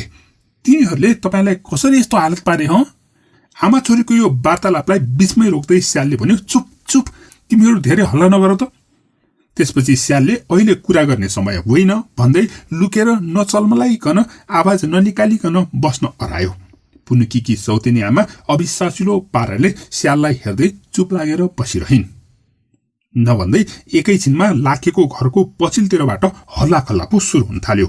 राक्षसहरू रिसाउँदै झगडा गरिरहेको जस्तो सुनियो। पर उनीहरू दुवैटे लाखेहरू यता र उता केही खोजिरहेको जस्तो देखियो। डरले आत्तिएकी पुनुकु स्यालको खुट्टा समातेर लुक्ने प्रयास गरिन्। उनकी सौतेनी आमा भने सातो उठेको जस्तो चुपचाप पछ्यौरी अर्थात् गा च्यापेर एउटै डल्लो परेर बसिरहेकी थिइन्। उता राक्षसहरू घर बाहिर कुना काप्चा रुख बिरुवाका वरिपरि सबैतिर केही खोजिरहेका थिए। उनीहरू खोज्दै खोज्दै नजिकै आउन लाग्दा पुनुकुको सातो पुत्लो उड्यो। स्यालले उसको पन्जाले बिस्तारै पुनुकुको टाउकोमा छोयो। पुनुकुले स्यालको अनुहारतिर हेरिन्। स्यालले केही नपरी टाउको मात्रै हल्लायो, डराउनु पर्दैन भनेको जस्तो गरेर। उता राक्षसहरू भने नजिक नजिक नै आइपुग्न आँटेका थिए। पुनुकलाई भने उठेर भागु भागु जस्तो लागिरहेको थियो। अर्कोतिर सौतेनी आमा भने पुरै होस हवास उडेको जस्तो टोलाएर बसिरहेकी थिइन्। बुढो राक्षस त्यस झाडीको नजिक नजिक नै आइपुग्ने बित्तिकै उसले एउटा हात उठाएर नाक छोप्यो अनि अर्कोतिर फर्केर गयो। ऊ झाडीको नजिक आउनु त परको कुरा, त्यतातिर हेर्दा पनि हेरेन। त्यो देखेर पुनुकुको बल्ल सास आयो। डरले रोकिराखेको सास बल्ल उनले छोडिन्। सबैतिर खोजेर पनि कहीँ केही फेला पार्न नसकेपछि रिसाउँदै फन्किँदै ती दुई लाखे राक्षसहरू घरभित्र पसे। उनीहरू घरभित्र पस्ने बित्तिकै स्यालले भन्यो, ल अब यहाँ बस्नु हुँदैन, हिँडे जाउँ मेरो घर, अनि म त्यहाँ सबै कुरा बताउँला। स्यालको कुरा सुनेर पुनुकुले अविश्वासिलो पाराले भनिन्, गुफा होला नि, स्यालको पनि कहीँ घर हुन्छ र? स्यालले त्यसको केही जवाफ नदिई अघि अघि हिँड्यो। पुनुकुले सौतेनी आमाको हात समातेर तान्दै पछि पछि लागिन्। पुनुकीकी सौतेनी आमा भने पुरै होस हवास उडेको जस्तो देखिएकी थिइन्। उनलाई के भइरहेको छ, पुनुकीले कता डोराएर लगिरहेकी छिन् भन्ने केही थाहा पत्तो नै नभएको जस्तो गरेर ट्वाल्ल पर्दै हिँडिरहेकी थिइन्। केही क्षण हिँडेपछि स्याल एउटा ठूलो फलामी गेटको अघिल्तिर अडियो र पुनुकुलाई भन्यो, ढोका खोल। पुनुकुले अचम्म मान्दै सोधिन्, यो कसको घर हो र ढोका खोल्नलाई? यसो हेर्दा घरमा कोही नबसेको जस्तो थियो, किनकि गेट अघिल्तिर झार उम्रिरहेको, काट्ने उखेल्ने केही पनि नगरेको जस्तो थियो। गेट खोल्नका लागि गेटको ह्यान्डल समात्नै लाग्दा स्यालको कुरा सुनेर पुनुकुलाई विश्वास नलागी उनको हात टक्क रोकियो। स्यालले भन्दै थियो, यो मेरो घर हो भनेर। पुनुकुले फेरि प्रश्न गर्न आँटेकी थिइन्। स्यालले ढोका खोल भनेर फेरि पनि भन्यो। ढोकाको ह्यान्डल खिया लागेको थियो। पुनुकुले निकै बल गरेर ढोका खोल्न त खोलिन्। स्याल त्यहीबाट फुत्त भित्र छिर्यो। पुनुकीले सौतेनी आमालाई डोराउँदै पछि लागिन्। भित्रको घर भव्य थियो, राणाकालीन दरबार जस्तो, सेता सेता पिल्लर भएको, तर आँगनभरि झार उम्रेर घर घर नभएर भूत बंगला जस्तो देखिएको थियो। पुनुकीले गेट बन्द गर्ने बेलासम्ममा स्यालले घरको ढोका खोलेर ऊ भित्र गइसकेको थियो। पुनुकु पनि उसलाई पछ्याउँदै भित्र गइन्। धेरै दिनदेखि नखुलेको गेट अनि घरको आँगनको अवस्था देख्दा त्यस घरभित्र कोही पनि मान्छे बस्दैन होला भन्नेमा ढुक्क भएकी पुनुकु घरभित्र छिर्दै गर्दा घरभित्र मान्छेले खोकेको सुनेर झसङ्ग भइन्। स्याल भित्र गइसकेको थियो। एउटा हातले सौतेनी आमा समातेकी, अर्को हातले ढोका धकल्दै गरेकी पुनुकु बीचमै रोकिन्। अब पुनुकुलाई के गरौँ कसो गरौँ भन्ने दोधार भयो। त्यसैले उनी ढोकामै अडिरहिन्। स्याललाई बोलाउँ भने उसलाई के भनेर बोलाउने भन्ने पुनुकुलाई थाहा भएन, किनकि उनलाई उसको नाम पनि थाहा थिएन। चिन्दै नचिनेको मान्छेको घरमा यत्तिकै पस्नु त भएन नि भन्दै एउटा खुट्टा ढोकाभित्र राखिसकेकी पुनुकु फेरि बाहिर निस्किँदा ढोकाको छेउमै उभिएर अब के गर्नु भनेर सोच्न थालिन्। त्यतिकैमा घरको ढोकाबाट स्यालले बाहिर चिहाएर पुनुकुलाई भन्यो, किन बाहिर बसिरा, भित्र आऊ। पुनुकुले तर्सिँदै भनिन्, भित्र को मान्छे, खोकिरहेको थियो त। स्यालले भन्यो, मेरा बा हुन्, लाऊ आऊ भित्र आऊ। यो सबै रहस्य नै रहस्यले पुनुकुको टाउको दुख्न थाल्यो। एकातिर सौतेनी भए पनि बहिनीको मृत्यु, आमा सौतेनी नै भए पनि लाखेसँग टक्कर लिन गएर होस हवास उडेको बहुलाई जस्तो बनेकी छिन्। कहाँबाट एउटा स्याल भेटियो, त्यो पनि मान्छे चाहिँ बोल्ने, अनि गुफामा नभएर एउटा भव्य महलमा बस्ने। अनि त्यसमाथि स्यालले खोक्ने मान्छेलाई आफ्नो बा भनेको सुन्दा पुनुकु झन विलपन्दनमा परिन्। उनलाई भुइँमै भए पनि बसु जस्तो लाग्न थाल्यो। तर त्यहाँ बस्ने समय पनि थिएन। उनी स्यालको पछि पछि हिँडिरहेकी थिइन्। स्यालले उनीहरूलाई एउटा बेडरुममा लगेर भन्यो, त्यो दराजभित्र लुगा छन्, निकालेर आमाले लगाइदेऊ, अनि त्यसपछि हामी कुरा गरौँला। पुनुकुले दराज खोलेर भित्र भएका दामी दामी कपडा हेर्दै यो कसको हो भनेर सोधिन्। तर पछाडिबाट केही पनि जवाफ आएन। फर्केर हेर्दा त स्याल त गइसकेको रहेछ। ला, पुनुकुले फेरि पनि त्यो स्याललाई नाम सोध्न भने भुसुक्कै बिर्सिछन्। पुनुकीकी सौतेनी आमा पुनुकीको पछ्यौरी गालाई च्यापेर त्यही नजिकको खाटमा बसेर टोलाइरहेकी थिइन्। पुनुकुले दराजबाट एउटा हाकु पटासी निकालेर सौतेनी आमालाई लगाउन भनेर दिइन्। तर आमाले भने बुझ्दै नबुझेको जस्तो गरेर टोलाएर हेरिरहन्। पुनुकीले दिएको हाकु पटासी समात्नै खोजिनन्। पुनुकुले आफ्नो गा तान्दै भनिन्, मेरो गा फिर्तादिनुहोस् अनि यो हाकु पटासी लगाउनुहोस्।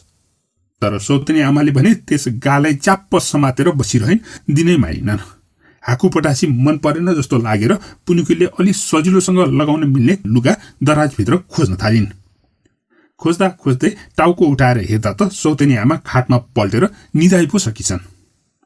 उनले दराजभित्रबाट एउटा लुङ्गी निकालिन् अनि आमाको शरीरबाट आफ्नो गा थुतेर ओढिन्।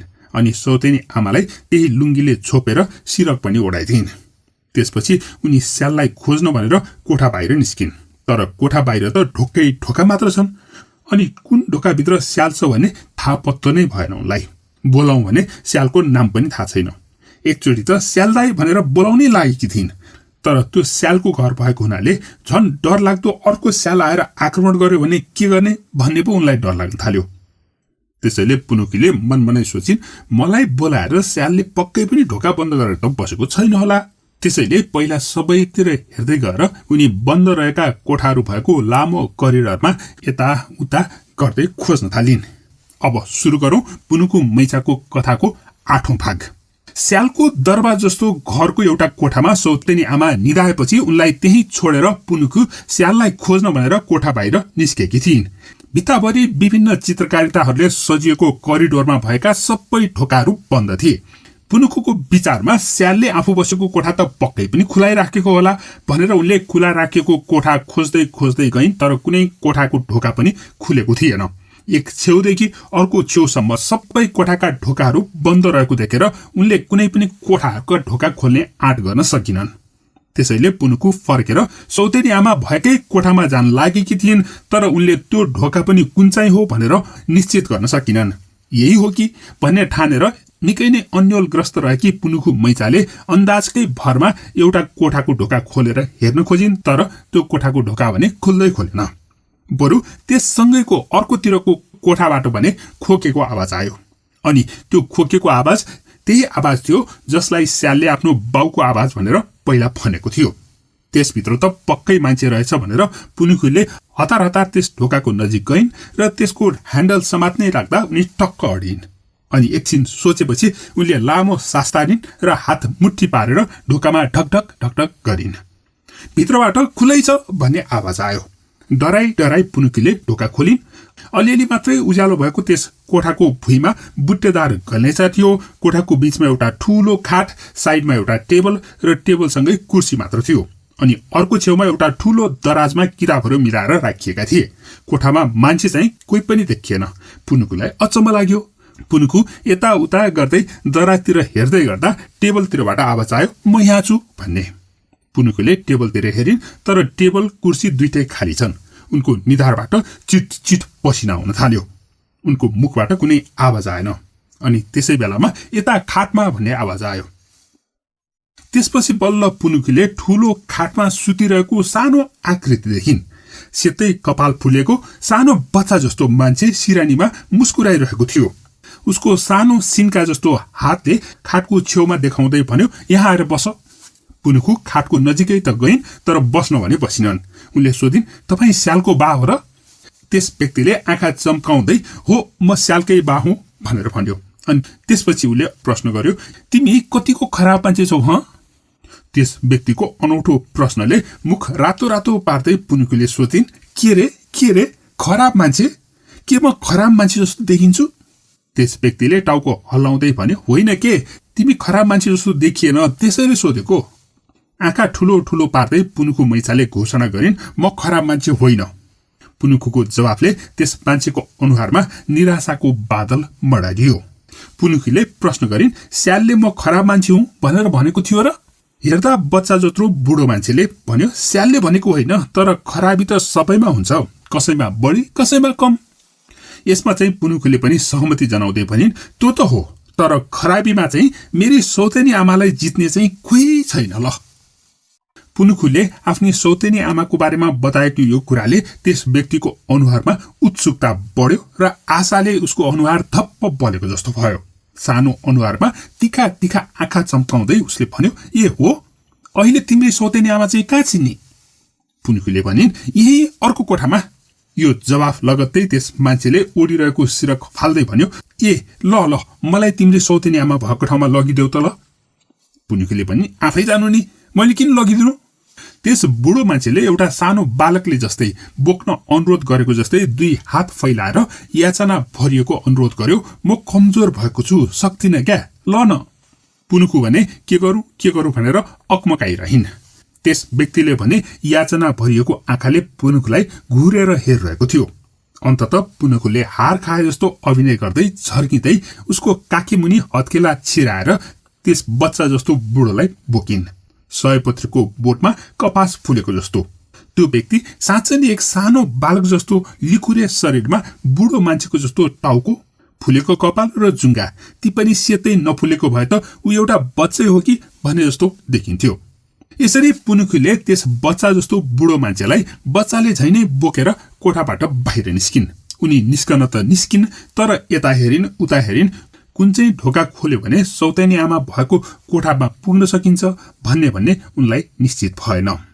कोठा ठम्ब्याउन नसकेपछि उनले त्यही बुढो मान्छेसँग सोधिन्, खाट र दराज अनि दराजभित्र हाकुपटासी भएको कोठा थियो नि, कुन चाहिँ ढोका हो? त्यस मान्छेले आफ्नो सिन्का जस्तो हातले एउटा ढोका देखायो। देखिएका ढोकाहरूमध्ये सबैभन्दा नहोला जस्तो त्यही ढोका थियो। उसले नै देखाएपछि त होला नि भनेर पुनुकुले ढोका खोलिन्। नभन्दै त्यही कोठा पो रहेछ। उनकी सौतेनी आमा खाटमा सिर कोडेर निदाइरहेकी थिइन्। भित्र गएपछि त्यस व्यक्तिले पुनुकुलाई भन्यो, मलाई खाटमा राखिदेऊ अनि तिमी बाहिर जाऊ। पुनुकुले भने, नाइ, म किन बाहिर जाने? त्यस बच्चा जस्तो आकारको बुढो मान्छेले याचना भरिएको आँखाले हेर्दै भन्यो, एकैछिन अनि म बाहिर आइहाल्छु नि। पुनुकुलाई भने डर थियो, फेरि त्यो ठूलो घरमा हराइने हो कि भन्ने। पुनुकुले सुतिरहेकी आमालाई हेरिन् अनि त्यो खाटमा बोकिएर आएको कपाल फुलेको अनौठो मान्छेलाई। पुनुकुले खाटको छेउमा रहेको लुङ्गी समातेर भनिन्, त्यसो भए म पहिला आमालाई यो लुङ्गी लगाइदिन्छु।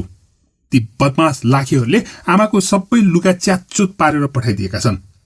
पुनुकुको हातमा भएको लुङ्गी तान्दै त्यो बुढो मान्छेले थप याचना भरिएको आँखाले हेर्दै अनि अलि हतार भएको जस्तो गर्दै भन्यो, त्यो पर्दैन, तिमी बाहिर जाऊ, म एकैछिनमा आउँछु। त्यस मान्छेको आँखामा के जादु थियो कुन्नी, पुनुकुले चाहेर पनि कडा रूपमा प्रस्तुत हुन भने सकिनन्। उनले सोचिन्, यति सानो अनि बोकेर ल्याउनु पर्ने मान्छेले के पो नै गर्ला र? हुन पनि म कोठा बाहिर नै ढुकेर बसिरहन्छु, केही हुन लाग्यो भने आइहाल्छु। यस्तो सोचेर उनले बिस्तारै ढोका खोलिन् र बाहिर निस्किन्। यो सबै कुरा हुँदा पनि सौतेनी आमा भने बिउजिएकी थिएनन्। उनी निस्कने बित्तिकै ढोका बिस्तारै आफै लाग्यो। फेरि अघि जस्तै कोठा बिर्सिएला भनेर पुनुकुले आफ्नो निधारको टीका निकालेर त्यस ढोकामा टाँसिदिन् अनि सोच्न थालिन्, त्यो स्याल मरो कता गयो होला? उनी एकचोटि फेरि त्यही कोरिडोरको एक छेउबाट अर्को छेउसम्म पुगिन्, कुनै ढोका खुलै छ कि भनेर हेर्न। उनी फर्केर आउँदै गर्दा एउटा ढोका खुल्यो अनि एउटा फुर्तिलो बुढो मानिस बाहिर निस्केर पुनुकुलाई च्याप्प समात्यो र उनलाई तानेर कोरिडोरको अघिल्तिर हिँड्न पो थाल्यो। पुनुकुले आत्तिँदै सोधिन्, तपाईँ को हो फेरि? उनको प्रश्नले त्यस फुर्तिलो बुढो मानिस टक्क अडियो र पुनुकुको आँखामा आँखा जुताएर हेर्यो। पुनुकुलाई त्यो व्यक्ति कता कता देखे जस्तो लाग्यो, कता कता चिनेको जस्तो लाग्यो, तर को हो भनेर ठम्ब्याउन भने उनले सकिनन्। सेतै फुलेको कपाल, सेतै फुलेको जुङ्गा, अनि त्यही जादुमय आँखा। यो त त्यही बालक जस्तो बुढो पो हो कि क्या हो? तर त्यो त सानो लिकुरे थियो, कसरी यसरी ठुलो भयो त? अघि पुनुकुको काखमा बसेर अर्को कोठामा पुर्याएको सिन्का जस्तो हात भएको बुढो मान्छे अहिले एकाएक हट्टाकट्टा भएको त हुन सम्भव नै देखिँदैन। त्यसैले पुनुकुले सोचिन्, यो पक्कै त्यही मान्छेको दाजुभाइ हुनुपर्छ। तर हो कि होइन भनेर पुनुकुले प्रश्न गर्नुभन्दा अगाडि नै उनले केही बोल्नु पाउनु अघि नै अगाडि हिँड्न थाल्यो। अब सुरु हुन्छ 9औं भाग। सेतै फुलेको बुढो मान्छेले निकै फुर्तिलो पाराले पुनुकुको नाडी सनोसोले च्यापेको जस्तो च्याप्प च्यापेर तान्दा पुनुकुको टाउको नै झड्किएको थियो। अनि यसरी उसले तानेर लग्दा पुनुकुको दिमाग भने चक्राइरहेको थियो। बुढो मान्छेले उनलाई तानेर एउटा कोठाभित्र पुर्यायो। दामी बुट्टेदार कार्पेट ओछ्याइएको, भित्ताभरि रंगीन चित्रहरू सजिएको, छतमा समेत रंगीन बुट्टा गुँदिएको अनि निकै नै आकर्षक झलरको मुनि एउटा लामो टेबल जसमा दुईवटा छेउमा एक एकवटा कुर्सी थिए र लामोतिरको दुईवटा छेउमा दुई दुईवटा कुर्सी गरेर जम्मा 6वटा कुर्सी सजिएका थिए। प्रत्येक कुर्सीसँगै टेबलमा प्लेट चम्चाहरू सजिएको र टेबलको बीचमा एउटा ट्रेमा पोलेको सिङ्गो कुखुरा र त्यसको वरिपरि विभिन्न खानेकुराहरूका परिकारहरू सजाएर राखिएका थिए। त्यो दृश्य देख्दा नै पुनुकुको मुखमा रस आयो। पुनुकुले अनायासै मुखमा भरिएको रस घुटुक्क निलिन् र त्यस बुढो मान्छेतिर हेरिन्। उसले टेबलको एक छेउ नजिकै सजिएको एउटा कुर्सी तानेर पुनुकुलाई बस्न संकेत गर्यो। पुनुकु त्यसमा बस्ने बित्तिकै पुनुकु नजिकैको कुर्सी तानेर ऊ पनि बस्यो। हात जोडेर नमस्ते गरेर प्रार्थना गरिरहेको त्यस वृद्ध मानिसलाई हेर्दा हेर्दै कतैबाट हल्का हावा चल्यो। त्यस हावाले खानाको बास्ना पुनुकुको नाकसम्म ल्याइ पुर्यायो। पुनुकुलाई एक्कासी भोकले सताउन थाल्यो।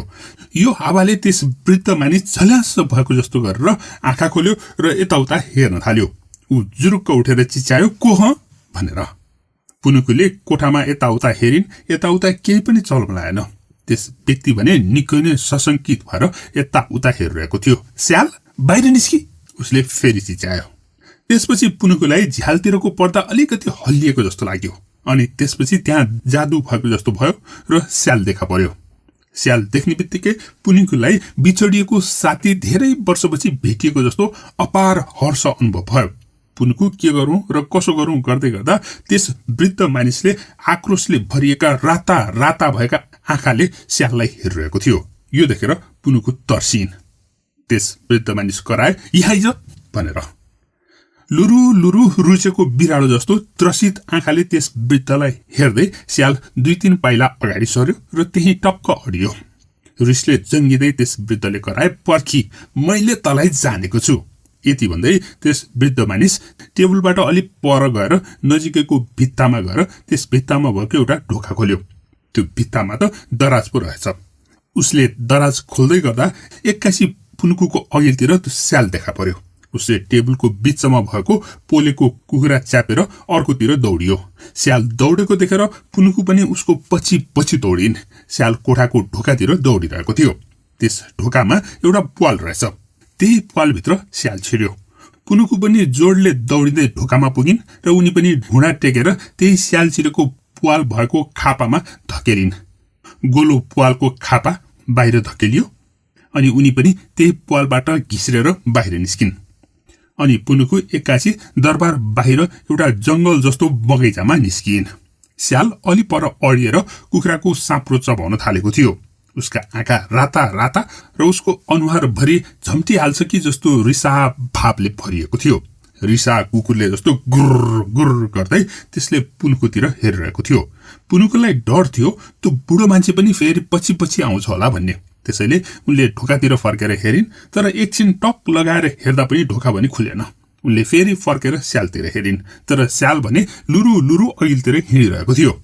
पुनुकु कराइन्, ए स्याल पर्ख।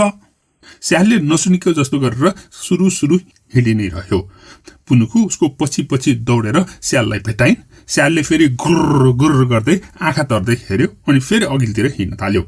उसको मुखमा कुखुरो च्याप्पी नै रहेको थियो। पुनुकुले दिक्क मान्दै भनिन्, के भयो तिमीलाई फेरि, किन नबोलेको? स्यालले बल्ल कुखुरो भुइँमा राखेर झुक्किँदै कराए, किन बोल्नु, तिमी जस्तो धोकेबाजसँग। अचम्म मान्दै ठुला ठुला आँखा पारेर पुनुकुले सोधिन्, के भयो, के को धोकेबाज हो, मैले के गरेँ? स्यालले केही जवाफ दिएन। उसले कुखुरो च्याप्यो र सरासर हिँड्यो। यताउता घरहरू केही थिएनन्, जंगलै जंगल मात्र थियो। दिक्क मानेको जस्तो टाउको झट्कार्दै पुनुकु उसको पछि लागिन्। अनि 2-4 पाइला हिँडेपछि पुनुकु टक्क रोकिन् र उनले खुट्टा भुइँमा बचार्दै कराइन्, त्यत्तिकै रिसाएको छ, घर जाउँ भने घर जाने बाटो पनि थाहा छैन। के भयो, मैले के गल्ती गरेँ के, भन्दियो न, नभन्दियो भने खुरुक्क मलाई बाटो देखाइदेऊ, म घर जान्छु। हिँडिरहेको स्याल बल्ल रोकिएर भन्यो, खराब मान्छेसँग मलाई केही मतलब छैन। त्यसपछि उसले फेरि कुखुरो च्याप्यो र सरासर हिँड्न थाल्यो। पुनुकु पनि के कम, उनी दौडेर स्यालको अघिल्तिर गइन् र उसको मुखमा च्यापिएको कुखुरो समातेर तानिन्। यसरी तान्दै गर्दा उनले, के भएको हो, प्रष्ट भन न, अनि म कसरी खराब मान्छे भएँ? यसरी तान्दा पुनुकुको हातमा कुखुरोको एउटा फिला चुडिएर आयो। स्यालले केही नभनी टल्लै हेरी मात्रै रह्यो। पुनुकुले आफ्नो हातमा आएको कुखुराको साँप्रो हेर्न थालिन्। त्यो हेर्दै गर्दा उनको पेट हुडुलिएर आयो। भोकले अत्याए जस्तो भयो। उनले त्यही साँप्रो लुच्न थालिन्। स्याल पनि हेरि नै रह्यो, केही पनि बोलेन। कुखुरा भुइँमा राखेर अनि एउटा खुट्टाको मासु चपाउँदै केही सम्झेको जस्तो गरेर सोध्यो, तिमीले आमा खुवाइ त साँच्चै? कुखुराको खुट्टा खाएपछि पुनुकुको भोक केही शान्त भयो। त्यस लगत्तै उनलाई एक्कासी भक्कानो फुटेर आयो। पुनुकु भुइँमा थचक्क बसेर रुन थालिन्। उनले आफूले आफैलाई भनेको जस्तो गरेर भनिरहेकी थिइन्, आमा पनि कुन कोठामा हो थाहा पत्तो छैन। त्यो असत्य बुढोले के गर्यो, आमाको कोठामा छिर्नै दिएन। घर जाउँ भने बाटो पनि थाहा छैन। अरे म यो कहाँ फसेँ, हे आमा मलाई बचाऊ। यसरी बलिन्द्र धारा आँसु निकाल्दै पुनुकु रोएको हेरिरहेको स्यालले मुखमा च्यापेको मासु चपाउनु पनि बिर्सेर हेरिरहेको थियो।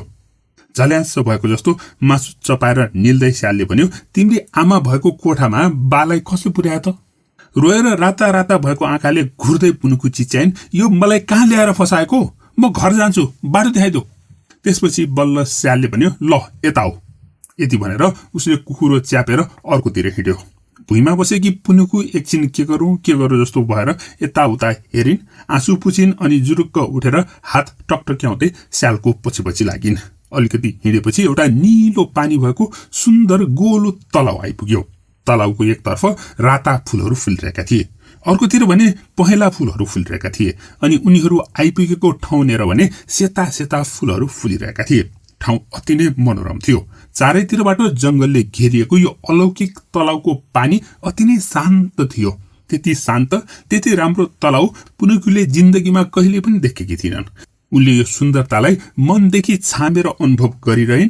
अनि यो गर्दै गर्दा एकछिन अघिसम्म रोइरहेकी पुनुकुले रोएको हराएको सबै कुरा बिर्सिन्। उनको मन आनन्दित भएर आयो। यतिकैमा ल अलिकति मासु खाऊ अनि म सबै कुरा भन्छु।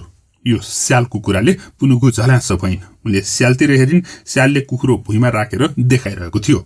पुनुकुले केही नभनी कुखुराको एउटा पखेटो तानेर लुस्न थालिन्। तर पुनुकुलाई भने त्यहाँको सुन्दरता हेर्न पुगेकै थिएन। उनी घरि फूलहरूको सुन्दरतामा मोहित हुन्थिन् त घरि तालको पानी चोएर साँच्चीकै पानी हो कि होइन भनेर हेर्थिन्। अब सुरु हुन्छ 10औं भाग। त्यस ठाउँमा भएको सुन्दर बगैँचाको एउटा फूल देखाउँदै पुनुकुले भनी, यो फूल टिप। स्यालले भन्यो, किन टिप्नु पर्यो, फूल त त्यत्तिकै राम्रो छ नि।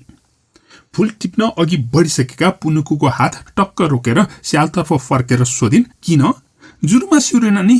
जुरोमा नसिउरिने हो भने यो फूलको के काम? टिपेपछि त फूल ओइलाइहाल्छ नि, स्यालले भन्यो। त्यसमा जवाफ फर्काउँदै पुनुकुले भनिन्, नटिपे पनि त सुकेर झर्छ नि। स्यालले भन्यो, आफै झर्नु र अरूले टिप्नु फरक कुरा हो पुनुकु। उसै नि तिमी कपालमा फूल नसिउर्न तापनि राम्री नै छौ त। स्यालको यो कुराले पुनुकुको कान लाजले राता राता भए। गालाबाट रगत चुहिएला जस्तो भयो। हुन पनि त्यसैकी पुनुकुलाई उनकी आमाले बाहेक अरू कसैले पनि राम्री भनेर भनेका पनि त थिएनन्। पुनुकुलाई स्यालको त्यो तारिफ सुनेर स्याललाई अंगालो हाल्न मन लाग्यो, माया गर्नु मन लाग्यो। तर एकैछिन अघि स्याल रिसाएको सम्झेर पुनुकु हच्किन्। उनले स्यालको पुच्छरलाई बिस्तारै सहलाइन् मात्रै। साँझ पकको उज्यालोमा लजाएकी पुनुकु साँच्ची नै सुन्दर देखिएकी थिइन्। बाक्लो आँखी भोको तल चञ्चल गहिरा आँखा, बीचमा सुलुत्त परेर झर्दै ओठको ठ्याक्कै माथि उठेर चुच्चिएको जस्तो नाक, अनि त्यस नाकको चुच्चोमा चाहिँ कसैले हल्का थिचेर थेप्चाइदिएको जस्तो। अनि पुनुखुको अनुहारमा स्याललाई सबैभन्दा मन परेको चाहिँ त्यही नाकको ठ्याक्कै तल गुलाबी रङको मोटा मोटा सुन्तला केसरी ओठ नै हुन्। मुस्कुराउँदा तन्कने, रिसाउँदा खुम्चिने, हाँस्दा थरथराउने ती ओठ अचानक नाच्न थाले। स्यालले ती ओठ नाचेको मक्क परेर हेरिरह्यो। त्यसरी ओठ चल्दा पुनुखुले के भनिन् भन्ने कुरा चाहिँ स्यालले सुन्दा पनि सुनेन, केही मेसो पनि पाएन। बस ओठ नाचेको हेरेर बसिरह्यो। अनि स्यालले एक्कासी झल्यास भएको जस्तो गरेर पुनुखुलाई भन्यो, तिमी फर्क। भन्दै अचम्म मान्दै पुनुखुले सोधिन्, कता फर्कने? स्यालले भन्यो, दरबारमा, तिमीले आमा पनि त त्यही हुनुहुन्छ नि। पुनुखुले सोधिन्, अनि तिमी फर्कने होइन र? स्यालले भन्यो, म त फर्किन्न, तिमी मात्रै फर्क। पुनुखुले सोधिन्, तिमी नफर्कने भए म किन फर्कने? दिक्क मानेको जस्तो गर्दै स्यालले यताउता हेरी मात्र रह्यो, केही पनि बोलेन। पुनुखुले भने यो कुराको सबै व्यवस्था गर्दै यताउता हेरेर रमाउन थालिन्। त्यही नजिकैको फूल सहलाउँदै पुनुखुले भनिन्, मलाई छ नि पुतली बनेर यी फूल माथि बुर्लुक बुर्लुक उफ्रन मन छ। पुनुखुले हात फैलाएर आँखा चिम्लेर उडेको जस्तै गर्दै गर्दा स्यालले दिक्क मानेको जस्तो गर्दै आकाशतिर हेर्यो। तर पुनुखुलाई भने केही मतलब थिएन। उनी त्यत्तिकै बगैँचामा रमाइरहेकी थिइन्। दुई हात फिजाएर पुनुखु तालको छेउमा कुद्न थाल्दा स्याल पनि उनको पछि पछि लाग्यो। बगैँचामा फूलको एउटा रातो फूल समातेर त्यसलाई नटिपिकन त्यही झुकेर आफ्नो काण्डेर फूल अड्याएर पुनुखुले स्याललाई सोधिन्, मलाई यो फूल सुहाउँछ? दिक्क मानेको जस्तो गर्दै स्यालले भन्यो, सुहाउँदैन, फूल त बोटमै सुहाउँछ। पुनुखुलाई स्यालको प्रतिक्रियासँग खासै मतलब पनि थिएन। उनले भनिन्, यो ठाउँ मलाई एकदमै मन पर्यो। धोन चलेचालाई चराउन लग्दा जस्तै रमाइलो। धोन को हो त? स्यालले सोध्यो। धोन चोलेचा क्या, बुढी बाख्री। मलाई एकदमै माया गर्ने बाख्री थिइन्। अरू सबैले दुःख दिँदा मलाई माया गर्ने, मसँग रमाइलो गर्ने त्यही एउटी बुढी बाख्री त थिइन् नि। झोक्राएर त बस्नै नदिने, घरि कान चाटिदिएको छ, घरि सिङले घोचेर जिस्काइरहने। त्यही बेला पुनुखुको टाउको पनि स्यालको अघिल्तिर नै थियो। उसले पनि आफ्नो लामो जिब्रो निकालेर पुनुखुको कान चाटिदियो र सोध्यो, यसरी भनेर। किचकिचाउँदै पुनुखु स्यालतिर फर्केर हाँस्न थालिन्, तिमी त फरक छौ, तिम्रा त आँखा पनि तिखा तिखा छन्, अनि डर लाग्दा धारा पनि छन्। स्यालले भन्यो, हो म फरक छु, तर थाहा छ कसैलाई पनि अरूसँग तुलना गर्नुहुन्न नि। सबैको आफ्नै गुण पनि हुन्छन्, सबैका आफ्ना अवगुण पनि हुन्छन्। तर तुलनाकै कुरा गर्ने हो भने मसँग घोच्ने सिङ पनि त छैन नि, होइन र? पुनुखुले स्यालको टाउको छाम्दै भनिन्, हो त्यो पनि हो। अनि आकाशतिर हेर्दै पुनुखुले आफैले आफैलाई भनेको जस्तो गरेर भनिन्, हो मैले धोन चोलेचालाई मेरी आमासँग तुलना गर्ने गर्थेँ। आमा र बाख्रा कहाँ उस्तै हुन्थे र? त्यस लगत्तै पुनुखुले अर्कोतिर फर्केर आफ्ना बाउलाले आँसु पुछिन्। स्यालले भने भन्ने कुरा केही पनि पाएन र चुपचाप हेरेर बसिरह्यो। पर आकाशमा सूर्य अस्ताउन लागेको देखेर एक्कासी केही सम्झेको जस्तो गर्दै स्यालले भन्यो, ए साँझ पर्न थालिसकेछ, आज त साउने संक्रान्ति, भूतले जन्मदिन मनाउने दिन पो हो त आज। पुनुखु मैचाले सोधिन्, भूतले जन्मदिन मनाउने? स्यालले भन्यो, हो त, आज यहाँ भूतहरूले जन्मदिन मनाउँछन्, त्यसैले तिमी फर्किहाल, तिमी फर्किहाल। पुनुखुले एकछिन सोचेको जस्तो गरेर भनिन्, तिमी नफर्किने हो भने त म फर्किन्न। स्यालले भन्यो, तिमीलाई भूतसँग डर लाग्दैन? पुनुखुले भनिन्, तिमी भइन्जेल भूतसँग के को डर? स्यालले भन्यो, बेलुका हुन लागिसक्यो, अँध्यारो भएपछि त यो पोखरीको वरिपरि भूत नाच्छ भनेर भन्छन्। पुनुखुले भनिन्, भूत नाच्छ? मैले त आजसम्म भूत नाचेको देखेकै छैन, तिमीले देखेका छौ? भो अब भनेको जस्तो गरेर छक्क पर्दै स्यालले पुनुखुको अनुहारमा हेर्यो। तर पुनुखुले भने ठट्टा गरेकी थिएनन्। उनलाई साँच्चीकै भूतको नाच हेर्न मन लागेको जस्तो उनको अनुहारको भावले देखिन्थ्यो। तर स्यालले यति भन्यो, भूतले त तर्साउँछन् नि। उत्साहित हुँदै पुनुखुले यताउता हेर्दै भनिन्, उनीहरूले नदेख्ने गरेर लुकेर हेरौँ न। स्यालले त्रसित भएको जस्तो अभिनय गर्दै भन्यो, भूतले त देख्छन् नि जहाँ लुके पनि। यसो भन्दै गर्दा पुनुखु भने उठेर त्यही नजिकै भएको एउटा ठूलो रुखमा चढ्न थालिसकेकी थिइन्। बल्ल तल्लो रुखमा चढेर पुनुखुले स्याललाई बोलाइन्, यहाँ आऊ त, यहाँ लुक्यो भने कसैले भेट्दैन। स्याल रुखमुनि उभिएर के गरौँ र कसो गरौँ सोचेर हेरिरहेको थियो। पुनुखु रुखबाट तल झरिन् र स्याललाई धकेल्न थालिन्। धकेलेरै उनले स्याललाई रुखको हाँगामा चढाइन्। साँच्ची नै पातले छोपिएको अनि टाढ परेको रुखको हाँगामा बस्नको लागि आरामदायी ठाउँ पनि थियो त्यहाँ। स्याल एउटा मोटो हाँगामा दुई खुट्टा दुईतिर खसालेर बस्यो। उसको पछि पछि रुखमा चढेकी पुनुखुका आँखा भने चम्किरहेका थिए। अनि उनले अति नै खुसी हुँदै झुप्प पात भएको एउटा सानो हाँगा भाँच्दै भनिन्, ल अब भूतको नाच हेर्नुपर्छ। भाँचेको हाँगालाई 2 ठूला हाँगा मिलेको चोक परेको ठाउँमा ओछ्याएर आराम साथ बसेपछि उनले स्याललाई भनिन्, आहा क्या रमाइलो हैन त। स्याल भने पुनुको जति उत्साहित थिएन। उसले खै भनेर यताउता हेर्न थाल्यो। घाम डाँडाबाट उजेल परिसकेको थियो, तर अँध्यारो भने भइसकेको थिएन।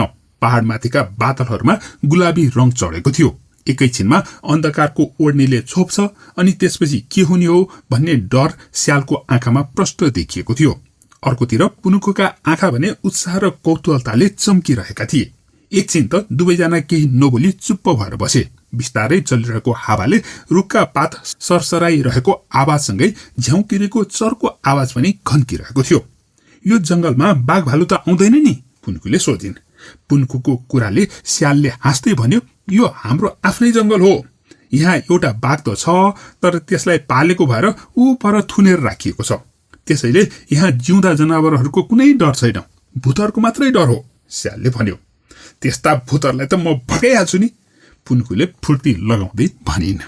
स्यालले त्यहाँ भूतहरू नाच्छन् भनेर तर्साउन खोज्दा पुनुकुले उल्टो भूतहरू नाचेको हेर्न रहर गरेकी थिइन्। त्यसैले उनी रुखमा चढेकी थिइन्, तर त्यहाँ त पुनुकु र स्यालले अरू धेरै कुराहरू गरे। भूतको नाच हेर्ने कुरा चाहिँ बिर्से। पुनुकुले आफ्नो विगतको बारेमा धेरै कुराहरू स्याललाई सुनाइन्। स्यालले ध्यान दिएर सुनिदियो। पुनुकुलाई त्यसरी ध्यान दिएर सुनिदिनु पनि एउटा ठूलै कुरा भएको थियो, किनकि त्यसअघि त उनले भनेका कुराहरू ध्यान दिएर सुनिदिने पनि कोही पनि थिएन। त्यसैले त पुनुकु अति नै उत्साहित हुँदै आफ्नो विगत सुनाइरहेकी थिइन्। रुखको हाँगाबाट पुनुकुको मात्रै बोली सुनिरहेको थियो। स्यालले खासै धेरै बोलिरहेको थिएन, तर उसले भनेको एउटा कुराले भने पुनुकुलाई अति नै अचम्मित बनाइदियो। यो त्यस बेलाको कुरा थियो जब पुनुकुले आफ्नो सौतेनी आमा कति खराब छिन् भनेर बताउँदै थिइन्। त्यही बेलामा स्यालको मुखबाट अनायासै निस्केको थियो, सौतेनी बाउ त झन बढी खराब हुन्छन् भो भनेर। सौतेनी बाउ? अँध्यारोमा पनि पुनुकुका आँखा अन्डा जस्ता ठूला देखिएका थिए। जुनको मलिन उज्यालोमा स्यालको अनुहारको अरू हाउभाउ त देखिएन, तर पनि स्यालले आफ्नो पन्जाले मुख छोपेर ठूलै गल्ती जस्तो गरेको कुरा पुनुकुले प्रष्टै देखिन्। पुनुकुले अनायासै हँ भनेर प्रश्न गर्दै गर्दा स्यालले कुरा चबाउँदै केही होइन मात्रै भन्यो। पुनुकुलाई भने चित्त बुझेको थिएन। उनले फेरि सोधिन्, मैले भेटेको तिम्रा बुवा साँच्चीको तिम्रा बुवा होइनन् र? स्यालले भन्यो, हो, मेरो आफ्नै बुवा हो। यो बारेमा कुरा नगरौं भो, तिम्रो कुरा भन न बरु। त्यसपछि भने पुनुकुले कर गरिनन्। उनले फेरि आफ्नो सौतेनी आमाको बारेमा, धोन चलेचाको बारेमा अनि बहिनीको बारेमा कुरा गर्न थालिन्। कुरै कुराको बीचमा अचानक पुनुकुले फेरि सोधिन्, अनि छ नि, अघि तिमी किन भागेर आएको अनि घर किन नजाने भनेको? यसको जवाफ दिन स्यालले बोल्नै आँटेको थियो। त्यही बेलामा जंगलले उज्यालो हुने गरेर आकाशमा बिजुली चम्क्यो।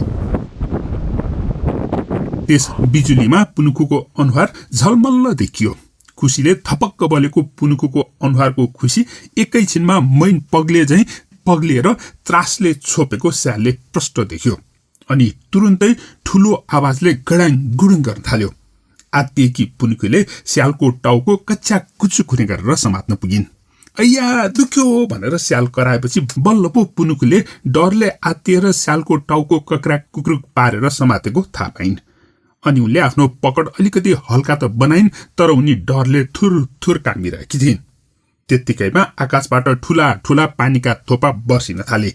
एक्कासी परेको पानी सुरुमा रुखले अलिअलि त थेकेको थियो, तर एकैछिनमा स्याल र पुनुकु दुवैलाई निथ्रुकै भिजाइदियो। रातको अँध्यारो, घनघोर पानी, हावासँगै चिसो पनि बढ्न थाल्यो। सुरुमा डरले कामिरहेकी पुनुकु अब जाडोले पनि काम्न थालिन्। स्याललाई पनि चिसो नभएको त कहाँ हो र, तर पुनुकुलाई भने अलिक बढी नै जाडो लागिरहेको थियो। काम्दा काम्दै पुनुकु छिनछिनमा किटकिट किटकिट दाँत बचाइरहेकी थिइन्। स्यालको टाउकोमा रहेको पुनुकुको हात लुलो भइसकेको थियो। त्यसबाट आएको तातो राप स्यालले हलुका अनुभव गरिरहेको थियो। उसले टाउको अलि हल्लाएर जिब्रो निकाल्यो र पुनुकुको हात छोयो। एक्कासी पुनुकुलाई हन्ती ज्वरो पो आउन थालेको रहेछ। पुनुकु, स्यालले बोलायो। पुनुकुले हल्का मात्र भनिन्, अरू बोल्न सकिनन्।